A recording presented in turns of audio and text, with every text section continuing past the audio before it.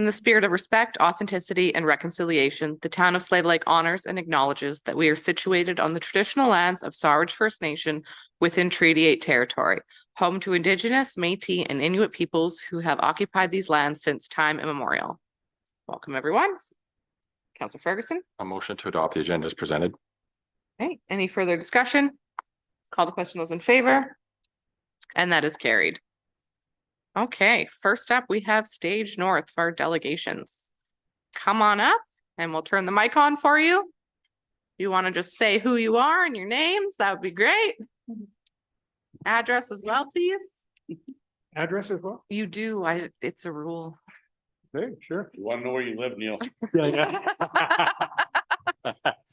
yeah. I'm Neil Dees, Vice President of the Stage North Association, and my address is 904 9th Street Southeast, T0G2A3. Well, specific. Ellen Chris, I'm president of Stage North Association, 704 12th Avenue Southeast in Slave Lake. Thank you. Welcome. All right, I would like to thank the mayor and all of the members of the town council for the opportunity to make this brief presentation on behalf of Stage North Association. My next paragraph was the introductions, and that's already been done. Although we do have two others that have joined us as well. They're here. Diane Canute and Shane Mabrina are also members of Stage North, and they're joining us there. So a little bit about us. You got some in the letter that was part of your package, but again, I want to reiterate that we're a 100% volunteer organization committed to bring quality music and other performances to Slave Lake. Stage North has, along with its partners, made significant investments in the advancement of the arts in Slave Lake, and specifically in our community venue, the Legacy Center Theatre. This theater is a first-class facility for a community of our size, and one in which Stage North is proud to use for its productions. The sound and lighting equipment in this facility requires periodic maintenance and upgrades, and Stage North, along with its partners, has done its best to be part of that process. For example, Stage North and its partners recently raised $20,000 to upgrade the theater lighting system in the theater. Our partners have also helped us by making sure that the system firmware updates are completed and that technical assistance is accessible to those that are coordinating the use of the audio and lighting equipment. And now on to the reason for our visit today. As our delegation application indicated, the objective is for the presentation is to seek collaboration in promoting awareness of the arts, especially or specifically the performing arts, to the citizens of Slave Lake. The volunteers that are the core of the Stage North are not the only people that are aware of the significant benefits of the arts in people's lives and to the communities that they live in. The Canada Council is also very aware of this, and the council had defined 10 positive outcomes that they elaborate on their website, and that's a 10-page document in its entirety. And the positive outcomes, and their web document is entitled "The Impact of Arts on Canadian Life." Now, I won't get into a lot of detail on this, but I wanted to hit the bullets quickly and list these very quickly. And so number one, pleasure. I think that needs no elaboration. I think that's the first thing that comes to everybody's mind. But guess what? There's 9 others. And the second one is community development. They have a number of bullets, and a couple of them, the arts attract business, visitors, and new residents, contributing to increased tax revenues, which I thought might be of interest to town council. Cultural offerings enhance the market appeal of an area, and the arts attract tourism dollars. Number 3, social cohesion. The arts reduce isolation by helping people make friends, develop community networks and sociability, and promote intercultural contact and cooperation. And we've noticed that our patronage is really an interesting gang because they come together from disparate political inclinations all in one place and rub shoulders and in a way that they otherwise wouldn't have.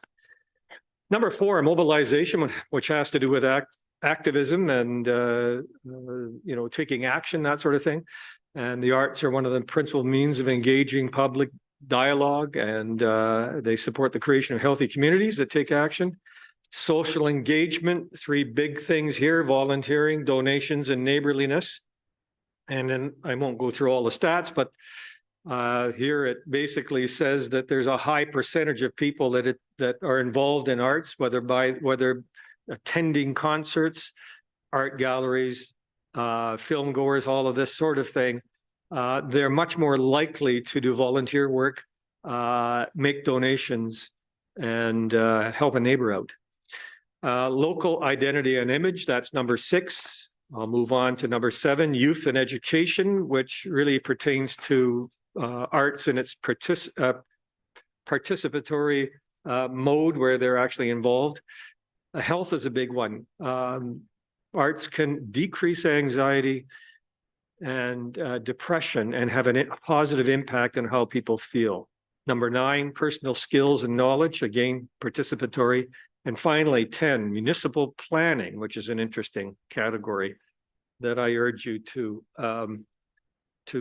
look at. And at the end of our presentation, we're just going to quickly hand you each of you this. Yeah, it's a summary of this document here. So I think we can suffice to say, I think you'd all agree that there's a strong case for promoting the arts in Slave Lake. As we look around us, we discover other communities in Alberta that have embraced culture in the form of the arts and are enjoying the benefits. And one such community is Canmore. Now, it may be unfair to compare Canmore to Slave Lake because Canmore is in a very unique area there and has a very unique situation and a much different economic base there. And but nevertheless, they are very active. The municipality is very active. They created a cultural advisory committee, and they also developed a cultural master plan, and it's embedded in their policy framework, that sort of thing. And they're basically their deal is that they got a three-pronged thing to support current and potential the current and potential of Canmore's cultural sector, to foster cultural diversity and inclusion, and to ensure that culture has a fundamental role in planning and policies. So hopefully I've been able to sell everyone here on the benefits of promoting culture in the community of Slave Lake. So back to the objective, and how can Stage North and the town of Slave Lake work together to promote the awareness of the arts, specifically the performing arts.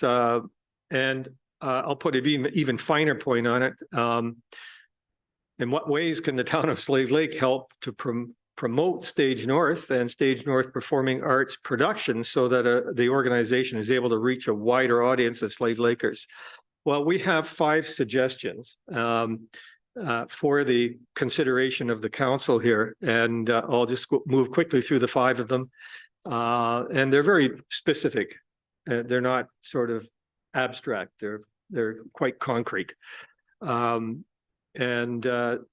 they are, and I do want to stress that none of them involve a request for any kind of financial support at all. And nor do they involve anything significant in terms of commitment, and that includes anything as ambitious as what Canmore did. So number 1 has to do with the program guide. One just came out for the fall program guide, and I don't know whether you as councillors are maybe aware or not aware of the program guide. It may be something that's happening at the administrative level, but the program guide is an excellent thing that the town of Slave Lake puts out that has pages for fitness, sports, workshops, library activities, this sort of thing, to inform the citizens of the community about these activities. And we're just proposing that an extra page could be added to that program guide, a page that could be provided by Stage North. I mean, the creative could all be done, and you just need to graft it on. That's one idea. Although your brochure people may prefer to have control over that, but But, and that would simply be a page that is outlining the upcoming concerts that would encompass the scope time-wise of that is included in that guide, in that program guide. Number 2, on the website, you've got Legacy Center is noted on the website in a few different locations. And the main location is when you tick on the community and instantly a number of choices pop up. And then the Legacy Center is there with a number of choices beneath that. Choices like Q&A and the facility and how to book it, this sort of thing. What we're proposing is that you would add in there another link that says upcoming events or performing arts events or this sort of thing. And then inside that link would be a link straight to the Stage North website landing page where the upcoming concerts are. So it would involve zero maintenance on the part of the town of Slave Lake. So number 3, there you have a facilities section on your website that currently contains 3 facilities: the Ball Diamonds, the MRC, and the Aquatic Center. And we were proposing that the Legacy Center could be added to that section too, just so it'd be another place for somebody to bump into it if they're a visitor to the website and they're browsing around, and that perhaps the link could be there as well for the events. We noticed in your website that this is number 4 now, we're at number 4. We noticed that you have a calendar of events that's on there. And we confess that maybe at one time we used it, but we're not using it right now. And we promised to start using it. And I guess our hope is that others will too, because there's not very much, doesn't seem to be a very much utilization of it. So our hope would be, we're going to go ahead and put our concerts on there. And our hope is that other people will also put their activities on there as well, so that it will attract viewers to look at it. So that's number 4. And finally, number 5, Facebook. And again, our request here is simple. If we could be included in the feed of posts. Again, the creative and the copy could be supplied by Stage North Association and simply just plug it in there, but it would also give us exposure. And again, I want to stress that we're there just trying to promote for Slave Lakers. That's it. And I think we have a lot of common interest in that respect. So in conclusion, we hope we've made the case for the value of performing arts events in the community, and we hope that the council is able to recognize this opportunity that we've put forth, these 5 concrete things, and we're confident that would help advance our common interests and the quality of life for all Slave Lakers. Thank you very much. Hand out this summary. Yeah. Okay. Thank you. Thank you. Appreciate that. While she's sending that out, I can open up the floor to questions from counselors. Counselor Hughes? Thank you so much for the presentation. Oh. I love all of the highlights of everything the arts brings to our community, and I couldn't agree more with every point you made. Especially just the impact that the cultural events have on enhancing, what Slave Lake has to offer as we're trying to grow our community. That's very important. So I commend your group on all the great work that you guys do. With regards to your 5 suggestions, personally speaking, I'm very much open to them all, and I'm just happy that you guys came here to chat with us and let us know your needs. So thank you so much. Counselor Adams? It's more a question, I guess, guided to you as well, Councilor Hughes. But has Stage North worked at all with Tourism Society or anything like that as well in the same partnership idea? Yes, we have had occasion to work with tourism. We co-hosted Street Art, and we provided entertainment at Beach Fest, and we've provided parade entries and street performers in coordination with the tourism events. And as such, we have a community events portion of we have a bank account for community events where we allocate some of our grant money towards that so that we can contribute in that way.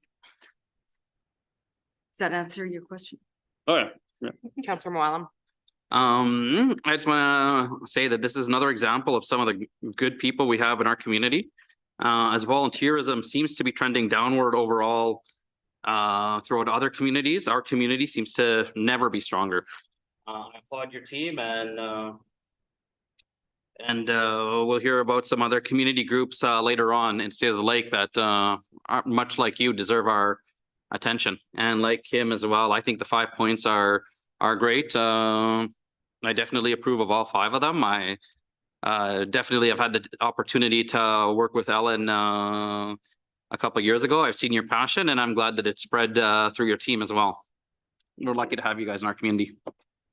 I brought you've seen this poster, but this would be an example of what would be in a program guide or on a link. And so it'd be very simple to incorporate, I think. Absolutely. I think your requests are incredibly reasonable. What I think we should do is set up a meeting between Stage North, our community services and our communications department.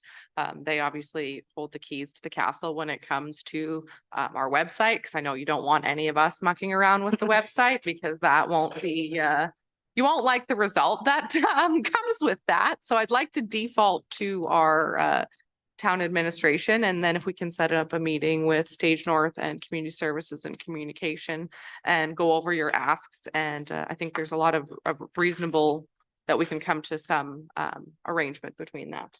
Thank you. Thank you Okay. very much. Thank you. Thank you. Can I get a motion to accept his information? Counselor Adams. Motion to accept his information. Any further discussion? Call to question those in favor, and that is carried. Thank you. Okay, business arising from delegations will be that. Yes, we'll set up a motion for that direction. Counselor Hughes. Thank you. I move that Town of Slave Lake administration work with Stage North to dig into these 5 requested points and come up with a strategy to execute them in support of their group. Something along those lines. Yes, a meeting would be lovely. Okay, any further discussion on that motion? Call to question those in favor. And that is carried. Okay, next up, first report is our project update on road assessment and drainage master plan, which the link is showing me a dinosaur and no internet. The internet just keeps going on. Oh, good. Yeah. I'm on town 2. Oh, I'm back. Keep the direction. Sorry, there was a little dinosaur that wasn't thrilled.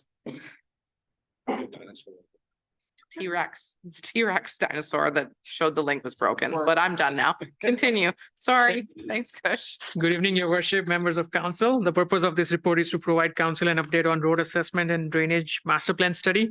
So capital budget was allotted this year to review and update the existing road assessment and drainage master plan. Since then, administration has worked with Associated Engineering to review and complete the allotted task. A drainage master plan provides review of existing and future stormwater servicing needs, including assessment of existing stormwater drainage system and identifying upgrades to mitigate any issues. The drainage master plan was last drafted in June 2010. A road assessment will provide us with an up-to-date assessment with respect to conditions of the road within town limits. Based on the conditions of the road, a 10-year road replacement list is proposed to repair or replace the aging infrastructure strategically. The road assessment was last reviewed in 2016-17. So today, administration has invited Chris Parfit from Associated Engineering tonight to provide details on 2 studies and participate in discussion with council, followed by Q&As. Okay, great. Go ahead, Chris. As Chris said, Chris Parfit, Associate Engineering. Do you need my address as well? No. You're okay. Oh, first of all, we'll start with the drainage master plan. So just the outline, as Chris said, we had a look at what your existing system is. We model it in some fancy storms model that my techs do that I don't understand. and then came out with some proposed upgrades. We also looked at your land growth, your future, what you're gonna do, and then how best to service that with your storm as well, and then some opinion of probable costs. So having a look, our objectives was this, as Kush said, last update was 2010. Your town has grown since and done a bunch of changes. And so we modeled that into our software to look at what's going on today. We assessed the capacity of your system, recommended upgrades, and then developed some strategies for the future. So looking at slide 6, basically, as most of you probably know, say the west side of your town is mostly overland with ditches and culverts that sort of drain everything sort of south to north. And then sort of the east side of your town has been pipes and undergrounds, manholes and that stuff to convey the same stuff. And they go to outlets that kind of go into the Sourage Creek. So it's kind of a combination of overland and underground that your system is. And everything sort of goes so I say, starts south, sort of goes north, northeast, sort of your drainage system. When we had a look, we do this is slide 8, going on 2 different assessments. We do the 1 and 5, which your underground system is supposed to handle your 1 and 5. And we look at a 1 and 100, and that's your overland, your ditches and stuff are supposed to store the events for that. So looking at the first event, your 1 and 5, you can see anything that's green on the slide, your pipe capacity is less than full. Anything that's sort of orange, which might be hard to see on the small slides, is the pipes are running at between 1 and 2 capacity, and anything red, it's over 2. And so when we design your storm system, we know at some events, your pipe will run at full capacity. It is designed to have ponding above it. That's why when it rains, you see ponding in your streets for a little while, then it drains through your pipes and out to the outfall. So anything orange and below, your system's kind of handling what it's supposed to do.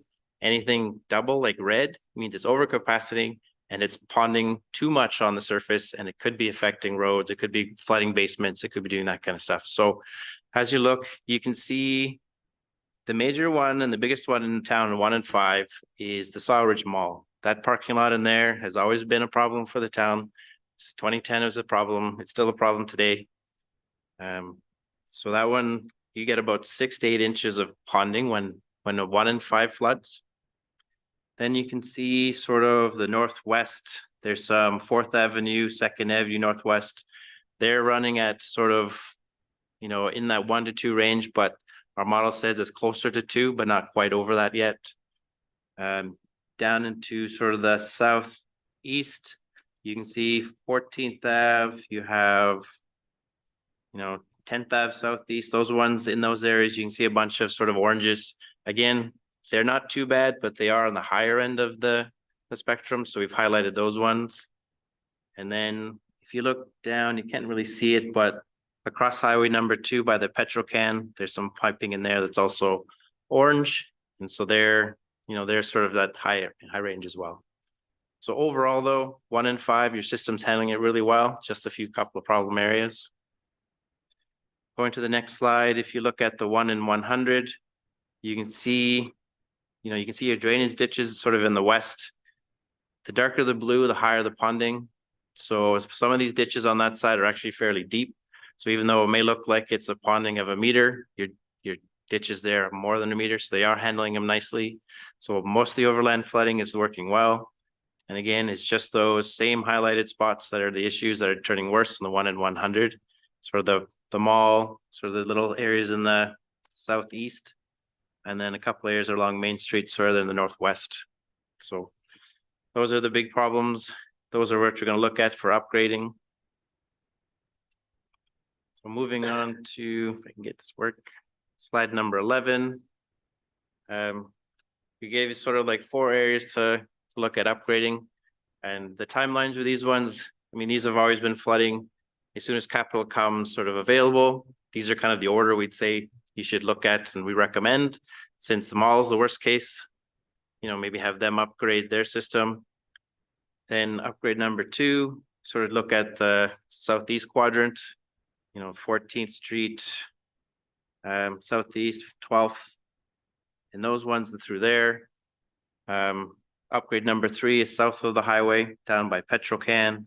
And then upgrade number 4, sort of north of the tracks, you can see sort of a bunch of pink through there.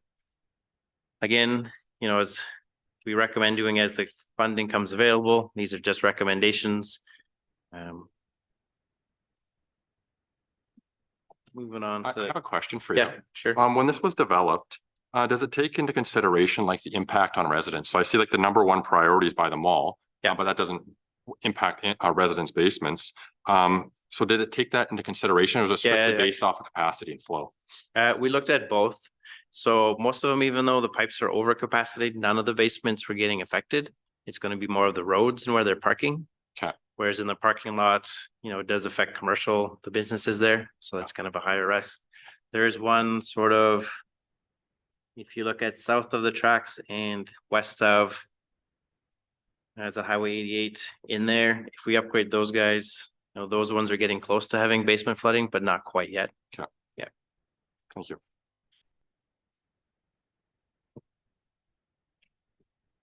So just moving on to sort of the future. Your system does not have the capacity to handle any of the developments, which looking at your land use, most of it's south of Highway 2. There's a lot of development going to be in that area. Your system won't be able to handle anything coming off of there. So we've kind of looked at it saying, if you go to slide 14, as this develops, as the area develops, you're going to have to do some stormwater ponds and route this whole water. We kind of suggested a sort of a drainage ditch down sort of the west side of town into the lake. You know, as this develops, you'll have to kind of push things around, store it, and then sort of move it around the town to get it away. Opinion of probable costs. As you say, just a reminder, like these are 2 probable costs, one with climate change and one without climate change. I know some municipalities think it's an issue, some don't. So we gave you sort of a range. So the upgrades 1, sort of the mall is between 1.4, 1.5 million. Upgrade 2 is around the 3 million mark for both options. Upgrade 3, which is south of the Highway 2, it's in that 1.7, 1.9 million. And then the last one is in that sort of 2 million mark as well. So. And then again, sort of giving an idea of sort of what you have to do for your future systems. These storm ponds will be, you know, just developed as the land develops through the cost there for 14 different storm ponds for a total of $7.6 million. So I know that was quick, but is there any questions or comments? I believe the full report's also attached to the. So Ashley ended up sending you guys a link and that's where the full draft report is. Okay. Yeah. Thank you. Counselor Adams. Just got a question for Kush there, I guess. With just trying to understand the history of this and why this becomes an issue. Some of these areas that are flagged up as challenges is what I would consider newer developments or newer areas of town. Like we have ranked there number 3 over by Petcan. That's a fairly new development. 13th Street, again, I thought would be a somewhat new development compared to the rest of the town. Why are they flagging up as these issues, or how do these issues become a problem in the newer areas, or is it have to do with what? Does that make sense what I'm asking? Yeah. I exactly don't know when those the storm network was installed at the Petrocan area and at what capacity it was designed at the time. So I clearly don't know. I cannot answer accurately. I don't know if Scale knows like when was the storm installed by Petrocan?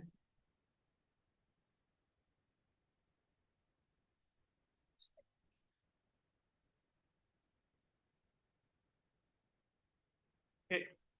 And then since then, and also like, it also depends on maybe, you know, at the time, what the standards of municipality was. Maybe we were not focusing on 1:100 flood event. Maybe we were focusing on a little bit lesser. So at that time, maybe whoever designed it, maybe we didn't had capacity kind of like figured out for 1:100 event, right? If it would have been designed for 1:100 event, then maybe it would have not showed up as a orange or yellow. So can I add to that? No. Also the events that we model have actually increased over the last 10 years. Okay. And so when these were designed 10 years ago, the models weren't, the events weren't as harsh as what they are today. And so every municipality, the city of Edmonton, even the Alberta government have increases the, say, the capacity or the amount of rain that falls during these modelings. And so I think it's just a matter of the times that we've learned from the last 10 years of what's actually happening. Like the 1 in 100 years doesn't happen every 100 years. We've had 2 last year that happened, right? So it's more frequency, higher rain volume. So some of these older systems, even though they're 5 or 6 years old, weren't designed to these higher capacities. If that makes sense. Thank you. So being that they're 5 to 10 years old, what's the new design do? Like, are we in 10 years, are we replacing it again? It's hard to say with climate change, but with these new models, we're hoping to predict it far enough in the future that no, that's not going to happen. But, you know, No we can predict guarantees. the weather, yeah. And also from the feasibility side, I think we can only go up to 1:100. If we go beyond that, then your cost for upgrading will increase drastically. But might save you on the back end, right? If But you're it- doing it every 5 or 10 years, right? But it will not be feasible. per Oh, se. I know. But as you can see, like even though with the increase, 90% of the systems that were designed 20 years ago are still good. Yeah. It's only the odd one here and there that needs the upgrade.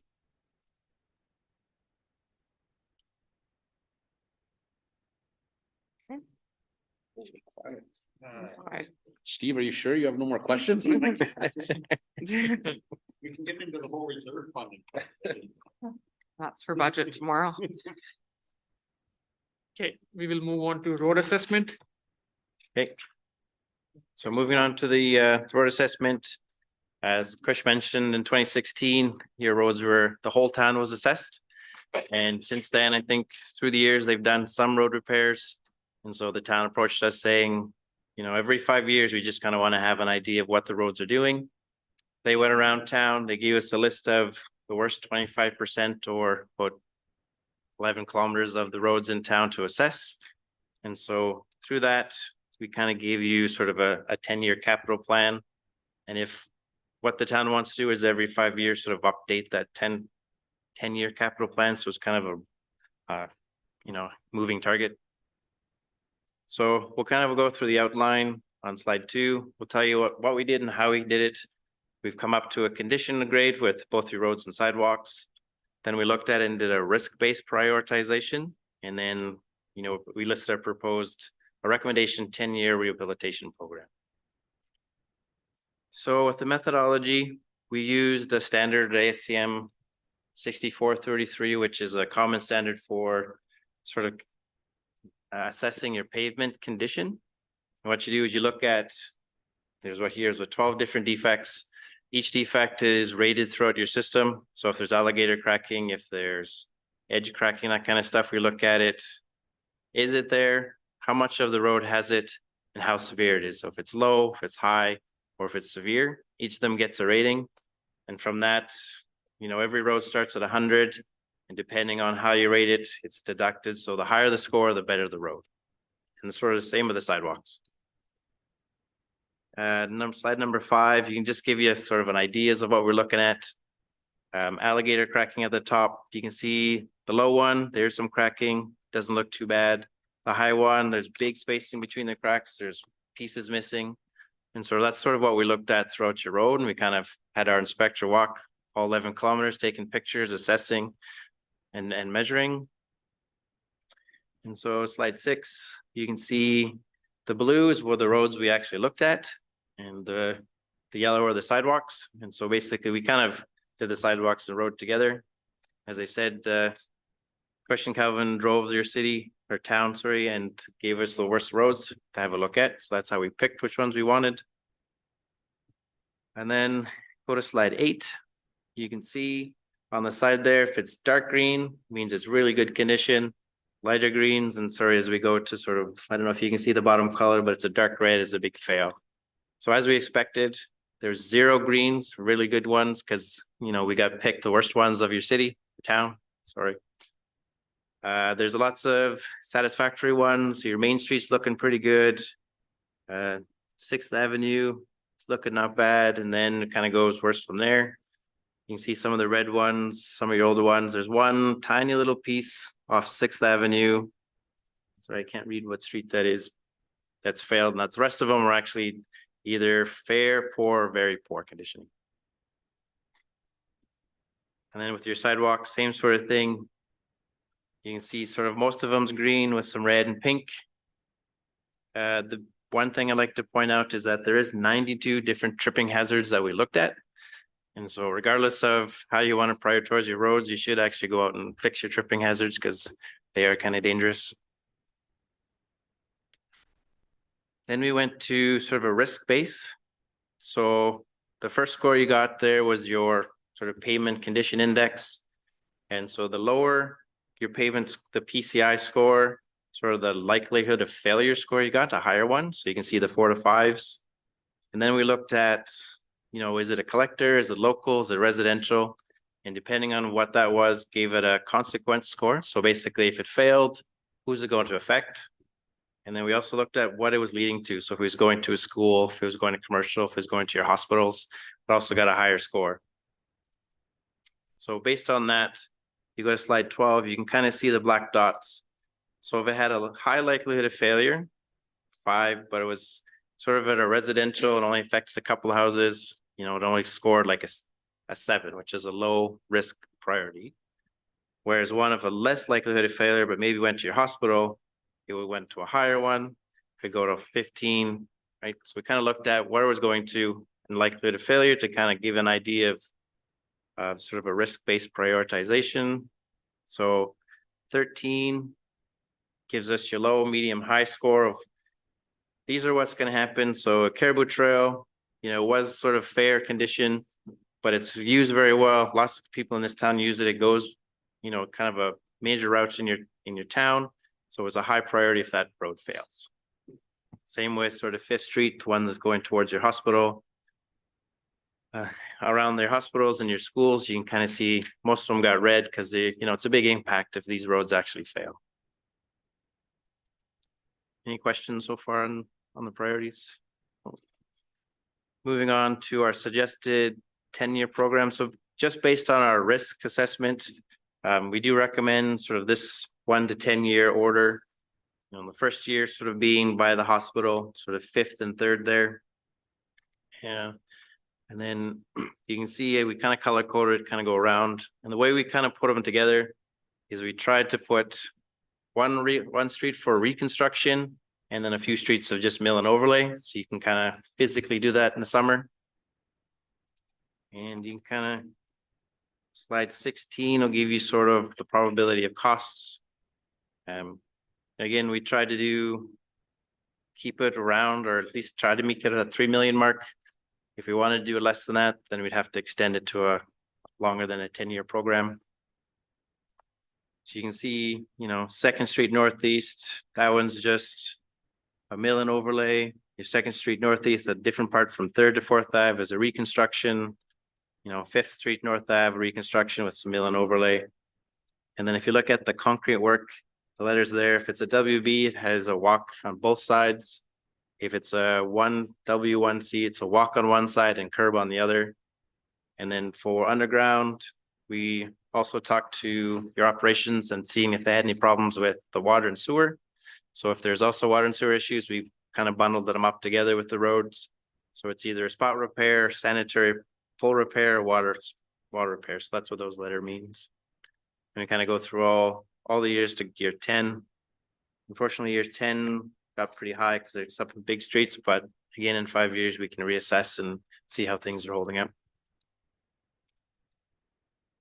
Any questions on this report? Counselor Adams. Actually, not so much for you. Yeah, where's our reserve fund sitting in order to sustain a spend like this? Or Kush, whoever. Or Roland, there we go. Lucky you're here. You don't need to give me a number, just like, are we severely deficit in order to?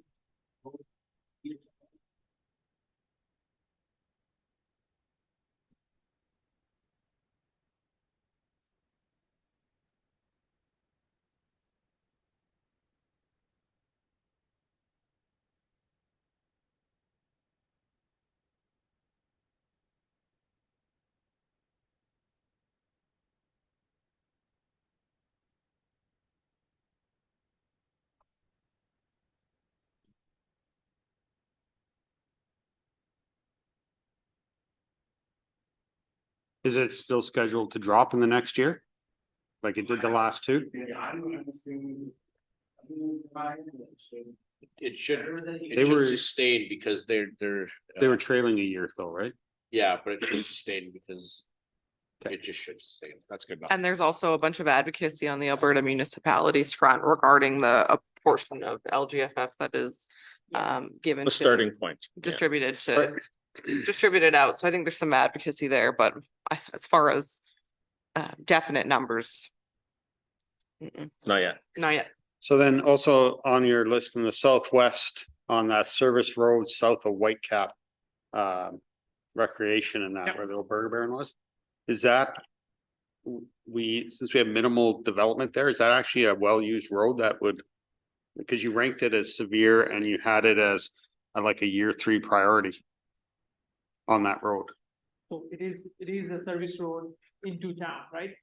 Yeah, it's well used. It is well used? Yeah. Okay.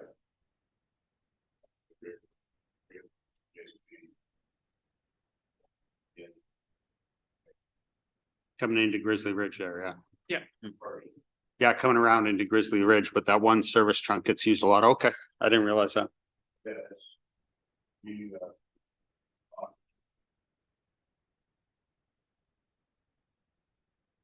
Is it heavy traffic? Sorry, I'm getting sidetracked. Is it heavy traffic on that or is it? There is. Cars. A lot of heavy traffic comes into,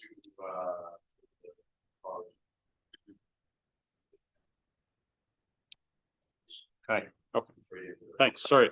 you get, it's one of the only hotels that could take the big trucks, right? So that's probably where they're coming in and then Yep. parking in the back and then exiting because you can't go down Main Street, so. Yeah, so people are like traffic there. Thanks. Don't like your number. I tried to bring him down.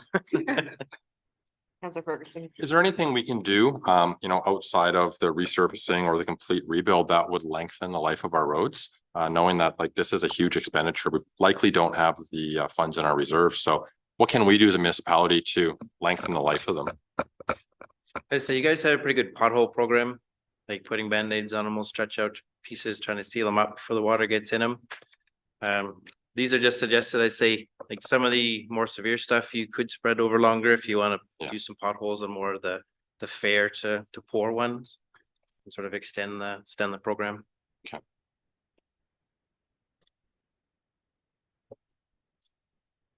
Okay, Okay, so thanks for the presentation, Chris. Do you have anything else? Nope. Okay, so based on the recommendation of these two completed studies, administration will initiate discussions with council during upcoming capital budget meetings to address the infrastructure upgrades or repairs. Council may choose to adopt the two studies as a guiding document for prioritizing future infrastructure upgrades and replacement. Again, related to these two studies, a capital budget was already allocated this year. 35,000 was allocated from road reserves to complete the road assessment. And 70,000 was allocated for drainage master plan, also from the road assessment. Also from the road reserves. So our recommendation to council is to accept the presented report as information and adopt the two studies as a guiding document for prioritizing future infrastructure upgrades or replacement. Councilor Wallam, I'll make that motion. I'll move that council accepts the presented report as information and adopts the two studies as a guided document for prioritizing future infrastructure upgrades or replacement. motion on the floor. Any further discussion? Call the question, those in favor? And that is carried. Thank you. Thank Thank you. you very much Thank for you. coming. Thank you for your time. You like the report? Tasha.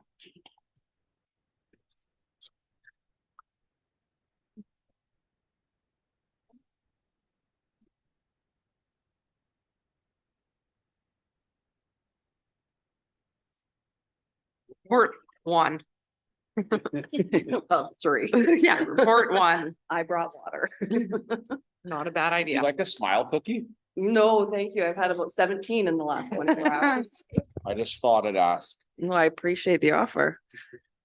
Okay, so this is a follow-up to a report that I submitted to council in regards to the aquatic center a few months ago in the summer. And council requested that I do a follow-up report, just giving some feedback in terms of how the new program is working. So this is that report.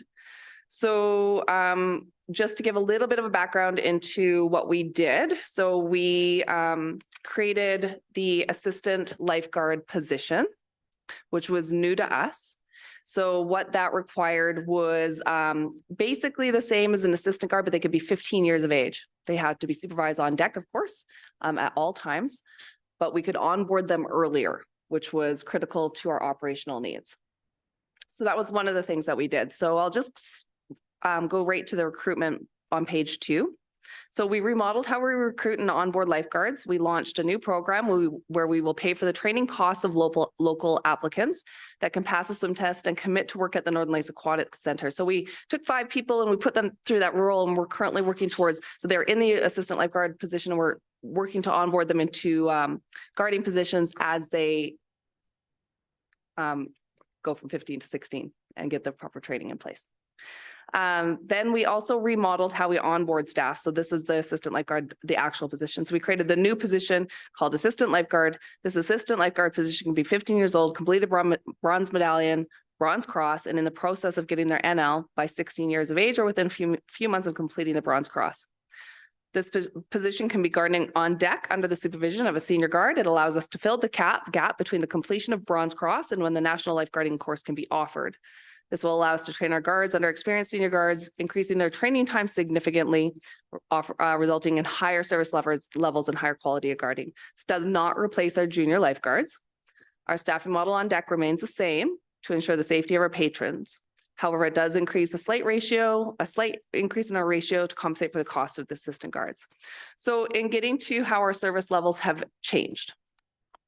So it's not a fully comprehensive snapshot. It'd probably be better to do one in a year, but it looks great. So the reporting timeframe is June 7th to October 29th, that we're going to compare 2022 against 2023. So this results in an approximate 4-month time snapshot with the shutdown being taken into account, because that was 2 weeks that we were down. Any previous years prior to that would not be relevant as it was during the pandemic. So the 2022 stats from June 7th, and I'm just going to state I can see major formatting errors in the report that you received, and I apologize. I don't know what happened. I was just finding. There's duplications. Can't even see your. I was just. That's perfect. Or trying to get on the internet Steve has and share a password, so I'm back. No, yeah. June 7th to October 29th is our snapshot. Okay. So in 2022, our total usage was 3,538, and our unique members, which are being specific membership passes, were 216. In that same snapshot this year, we increased it to 4,063 and unique members of 283. So unique number of patrons using the pool increased by 525. Assuming an average of $4 per person, this resulted in an extra $2,100 in revenue during that snapshot time. We're anticipating, if it maintains at that exact level, would be $6,300 annually for open swims. There was a 31% increase in the number of memberships sold, which we are attributing to the stabilization of operations at the pool. So we were able to stabilize the operations, which makes people more confident in buying a membership because they know that they'll be able to attend. We used assistant guards 41 shifts in that snapshot period. Assuming 6 hours a shift, that resulted in 246 hours in a 4-month period. There is a cost savings here because if we had been able to staff that with junior guards, the pay rate, there is a difference there. So there was a potential savings there of $1,136. The implications of this program, we have increased stabilization of the aquatic center. We have higher capacity swims. There have been no turnaways at the door since we have implemented this program. We have streamlined retention practices as we have introduced an earlier onboarding program that helps us better train younger guards and ensure that the thorough training conducted allows them to graduate into junior guard positions fully trained. We have increased private rental opportunities. In our 2024 budget, we have anticipated an additional 15,000 in revenue from being able to offer and deliver additional private swim options due to increased guard capacity. And our overall swim schedule has been expanded due to increased guard capacity. Previous to the implementation of this program, we were condensing scheduling and had significant turnaway at the door due to limited staffing component and related capacity issues. Prior to May 1st, we had a total of 8 staff at the Northern Lakes Aquatic Center. Our current staffing right now sits about 18, 20, 22, 23. 9 of them are currently in post-secondary, not living in our community, but they come back to us when they're here during Christmas breaks, spring breaks, and summer, and fill in those gap times, which are high usage times for us for those swims. So having those increased guard capacities is really helpful. So we've had 5 employees right now successfully hired as assistant guards and 2 who've moved into junior guard positions, fully certified. We have had no lifeguard vacant positions since the implementation of this program. We have promoted 1 junior lifeguard to a senior guard. We have also, within the current staffing component, been able to recruit 2 senior guards that have not been active for over 20 years to recertify and are currently actively guarding. So we've planned to continue to implement the assistant guard program with various intakes into the training program throughout the year as needed. The program has been proven essential with recruiting and retaining long-term lifeguards. Councillor Adams. Have you had anyone, all right, because I have no idea about timeframes, That's but have okay. you had anyone move from the assistant to the junior yet, or Yeah, 3 of them, or 2. 3 shifted through? 2 have shifted through. 2. Yeah, and 3 will. It's just waiting for the age.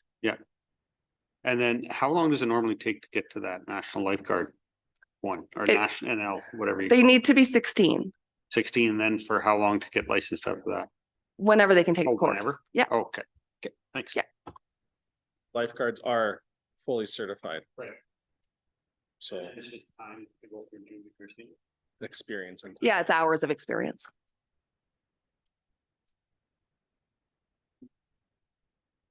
Councillor Adams. Motion to accept as information. Yeah, and I would just like to say the report is fantastic. I think we were looking for the update on the program, and this is really good data with regards to the pool issue. I know I get a lot of calls about a lot of things, and it hasn't been about the pool lately, so I would You and I are both grateful for that. so I do appreciate that the effectiveness of this strategy, and I like that we've the department's done something different with it, so that's fantastic. There is a motion on the floor though. Any further discussion? Call to question, those in favor, and that is carried.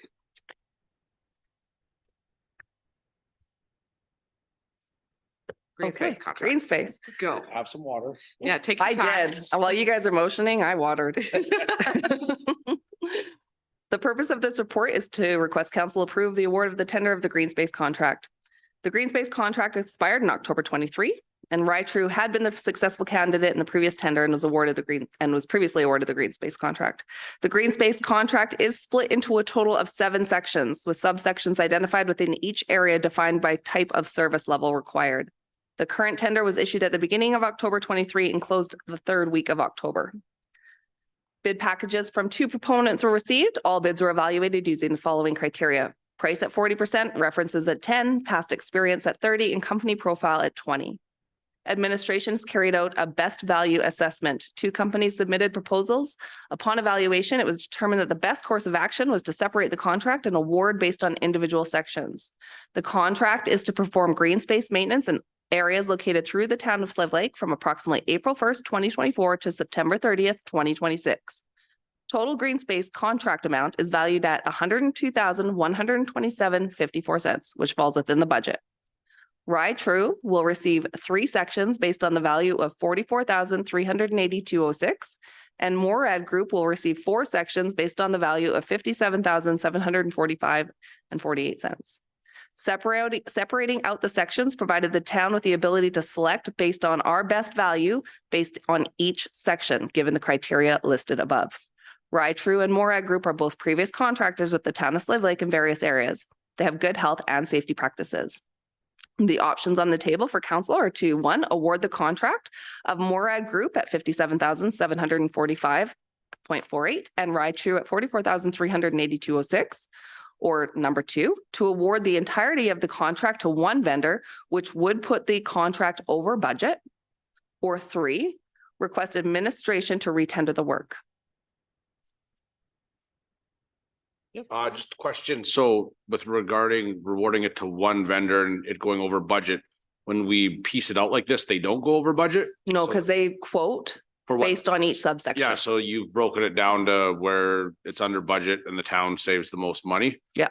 And so are either vendor capable of doing it all if we did go over budget? Like you're fine with the vendors, it's just, this is the cheapest form for us to choose? This made the most sense economically, but also all the way around for Okay. service delivery. Okay, thank you. Councillor Mollem. Yeah, I love the idea of splitting this up among both vendors. I think this happened last year. We spent a lot of time on the ball diamonds and, you know, like driving up and down the streets in our community. I found last year it looked phenomenal. It was especially like right before the weekends. I found that the downtown looked fantastic when people were coming into our town and seeing our town like over the weekend. That our town would like look spectacular on the weekends. And our ball diamonds, I can't stress enough on how many comments I got on how well that looked. So Perfect. Yep, Good good work. feedback. Thank you. Councillor Adams. You referenced the sections, but what are the sections or how, is it geographical? Is it type? Is it? Some is geographical, some mostly type. So like the playgrounds, parks are one area. The major quadrants are another area. There's 6 different areas that are broken down. Okay. Yeah. Thanks. does town staff still look after any of the areas within the community, or is it all contracted out? For mowing, green space it's primarily mowed out. Okay. Yeah. Or sorry, that didn't make sense. Contracted out. Gotcha. I once had that position, and I think watching me like carve into some of the boulevards and wreck some of the lawns, I think that probably had a lot to Yes. do with the decision to We contract did, it out. we use you as our example. Just kidding. Did learn how he tied down a mower to things in previous life. I have a couple questions if no one else has any. Okay, perfect. So I know that as part of our bid package, we do ask our vendors for value added services. And I'm just wondering kind of what those were per group and which of these, like, does that factor into the price, the references, the past experience, company profile, like what part of the tender does that fit into? Kush, join This is a us. Kush question. That's okay. This is why I make this him is why you stay. stay. Yeah. Thanks, Kush. So Ride True ended up proposing some value-added services, but it was all subject to giving them the entire contract. Okay, That, you know, they will only provide value-added services if we give majority of the or entirety of the contract to them, right? On compared to Murad Groups, their value-added services include minor pruning of trees if they are working in parks and stuff, cleaning up garbages if they see anything lying around, emptying bins if our staff is not available or they cannot do it in timely manner, then they could provide those kind of like services at no cost to town. okay, you want to follow up on that? Ride True, you said had if they got if they were awarded the whole contract, they had something added in, but would that put it below budget? Or did you incorporate that in here that it's over budget? Just out of curiosity, does it come in below budget with those added services? I think it will be at the same where the numbers, You want that page that yeah. we can't And read? obviously, just for everyone watching at home, 2 people probably, and whatever, like that, this isn't based just off of pricing, just so everyone knows. I'm just curious for my own, we're doing budget stuff and I Yeah. like numbers. so it would have put, if you would have given entirety to one company, so let's say the Ride True, then yeah, with that value added discount or whatever they were providing, yeah, it would have put us in the same kind Been of under like, budget or the same, same, like 102,000 kind of like range, right? but still, or would they come in over budget? Where is it? Sorry, where's the number? Are they under budget or on par? No, so if you compare both the bids separately, let's say you compare right through all the sections, right through doing it, Yeah. then they were definitely under budget. Okay, If you compare Murad Group doing all the sections, then they were over budget. okay. Yeah. Okay, thanks for now.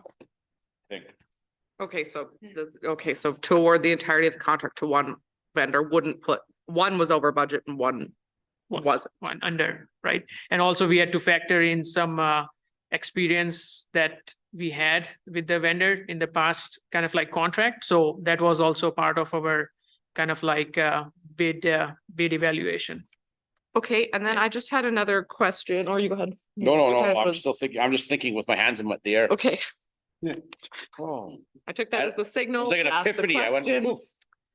So then I have a question, more so, and sorry, this comes up in the middle of this report, but more so how it goes with our contract and our renewal. So with our contracts, I know our previous contractor was on a 3-year contract, and then they had the option to renew for a single year at the previous 3-year price. Is there a policy where we always put it out to bid and don't do the renewals? Do we contact them about why we're not doing the renewals? Like, what's We the? can do a 2-year, after this is awarded, we do have it, I believe, in the contract that we can extend for 2 years. Did we have that in the previous? There was a contract extend? Think so. Yeah. Okay, and then we just chose to go forward with bid? You bid, yeah.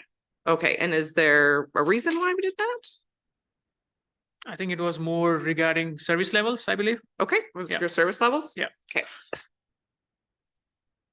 I think that was my questions. Counselor Adams. Oh. no, you better. Sean was. No, Counselor Hughes, it's Counselor Hughes. We're fighting over motions. I think he's short on motion tonight, so I don't want to have. I will move that council direct administration to award the contract for the green spaces to Morag Group for the amount of $57,745.48 and Ride True for $44,382.06 for a contract from April 1st, 2024 to September 30th, 2026. Okay, there is a motion on the floor. Do we have any further discussion from council? Okay, call to question those in favor. And that is carried. Thank you. Oh, no, you might as well just stay. Thanks. Thanks. Sorry, Kush. Just gonna keep. Okay, tender award for government center janitorial contract. Ensuring that the government center is clean helps us to establish a professional image that can directly correlate to growing our community. The current provider's contract was terminated in September 2023 due to unsatisfactory work performance. A temporary contractor has been in place to cover the interim between the termination of the previous contract and awarding of the new contract to a new contractor. Administration issued a tender in September and closed towards the end of October, requesting bids for the service. The tender document was advertised on the Town of Slave Lake website, social media, and through Alberta Purchasing Connect. Detailed technical requirements were included in the tender. The janitorial contract provides an extensive list of services in relationship to cleaning of the government center building. This includes a scheduled frequency of various cleaning tasks, which include major tasks noted in the detail list below. Daily cleaning of all major areas, disinfection of surfaces, steam cleaning of carpets, window cleaning, washing and waxing, etc. All tasks must meet the Alberta government standards as well as the Town of Slave Lakes. Bid packages from 6 proponents were received. All bids were evaluated using the following criteria: price of 40%, references 10, past experience 30, and company profile 20.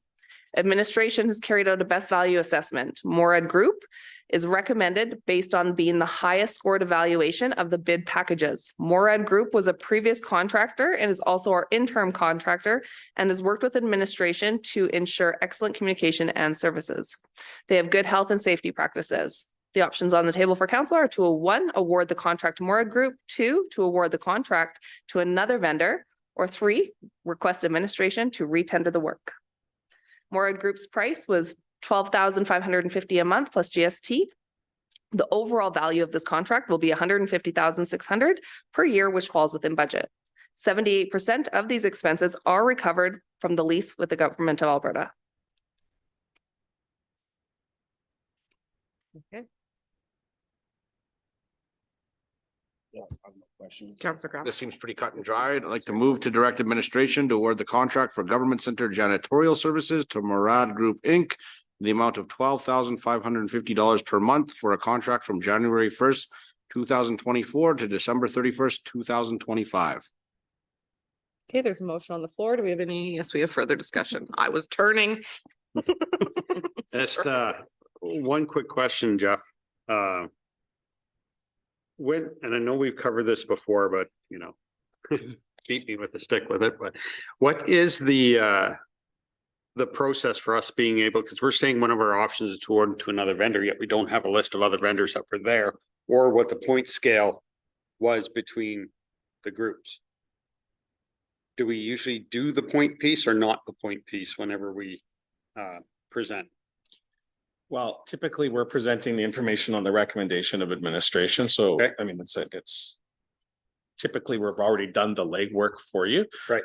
Should you want more feedback on any of the other bids or the other submissions that were received, ideally, we would recommend that those discussions be held in closed session, and you can examine or ask questions of administration as it relates to that evaluation, if you want, within that sort of confine.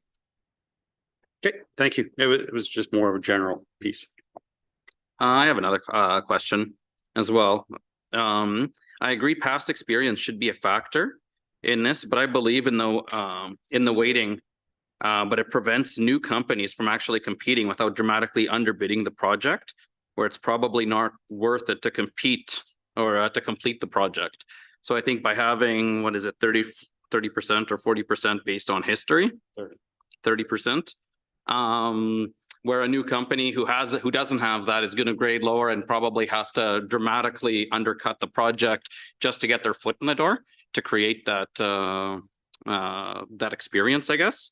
So I don't know, that's just something that I noticed is it would be a struggle for a new company to compete on based on that weight. Is it, but you wouldn't grade it as you get 0 out of 30. It would be non-applicable, right?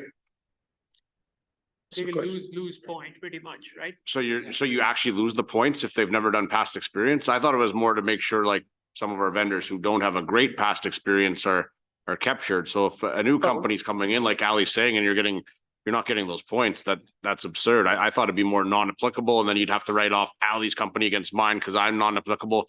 His doesn't count either. No, it's usually like everyone is scored out of 100, right? So if you don't have experience, then yeah, you will be scored accordingly. I just want to clarify, is that past experience here or past experience in general? Anywhere. No, anywhere. Like Okay, related so, I to- mean, that- related to that makes it fair. services, right? Yeah. Because as you start to see, there is a value in that experience or the length of how long the company's been established, right? And although it may be nice to give the new guy a shot, there's a cost when that potential risk doesn't pay off for us as a municipality, right? So you have to have a value. There is a value for that experience. Have you built, is this the first time you've ever repaired a road, or have you repaired a road for 30 years? And which company do you prefer to be able to do that work for you, right? So It's just it's all about managing risk. How much risk are you willing to take? Because if that conflict, and we have had instances where, especially in janitorial, where our first contract just didn't work out. So there was an additional cost that we had to pay to be able to continue on with those services. And it's as an organization, it's a risk management sort of tool. no, that's right? something So- that I noticed. So. Yeah. And also, if a company is newer, then they won't have capacity to undertake insurance and stuff at a larger limit, right? Considering the area of GOA, right? Pretty much. So we ask for at least minimum $5 million insurance undertaking, right? So if a company is newer, then they might not have capacity to do that as well. Since we're on the subject, company profile, what makes up that? So company profile will include the information on the company. It will include information on their employees. It will include information on pretty much since when they are operating. And it will also include what are their standing offer agreements that they have with other municipalities or other commercial clients. Thank you. Okay, we have a motion on the floor still. Any further discussion? Call the question, those in favor? And that is carried. That is the end of the three reports, and we're gonna, can we take a brief recess now, please? Yes, how long? 5 minutes? 10 minutes?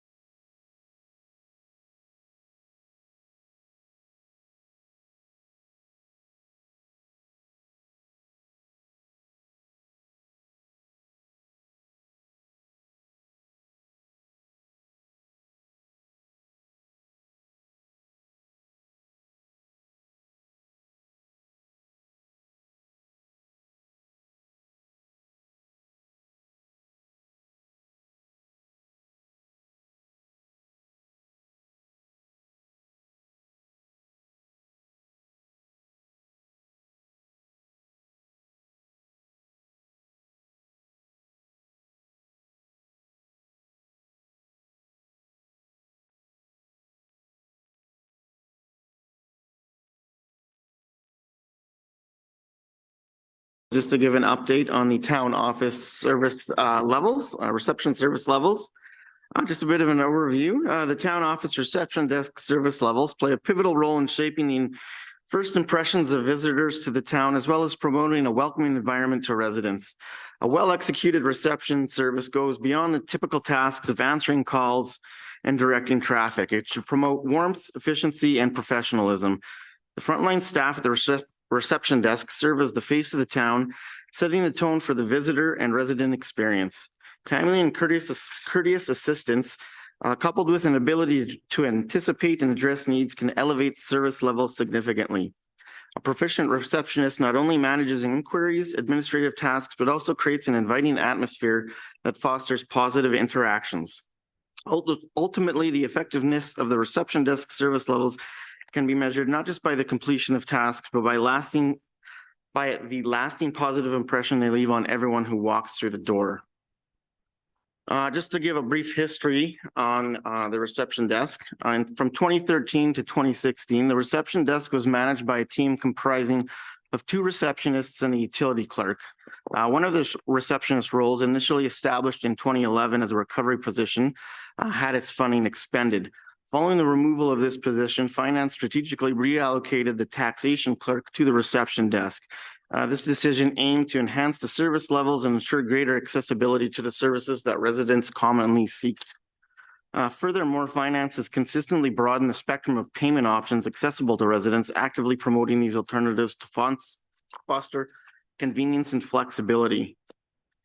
In response to the ebb in residents' traffic during lunchtime hours, administration brought a report to council in 2017 to temporarily close the reception desk for a trial period of 60 days. This decision was influenced by the observed decrease in foot traffic and the nature of requests, which predominantly revolved around services unavailable during lunch hour, such as accessing other departments on their lunch breaks or seeking information about provincial departments beyond the town's purview. The initial closure was set around non-peak traffic times, with tax season June 12th to July 7th being fully open to the public over lunchtime. While the office was closed over lunch during the trial period, we installed a drop box in the front lobby so that payments could be dropped off over this period. After the initial 60-day trial period, there was 0 usage of the drop box, and administration had received no complaints over the change in service levels.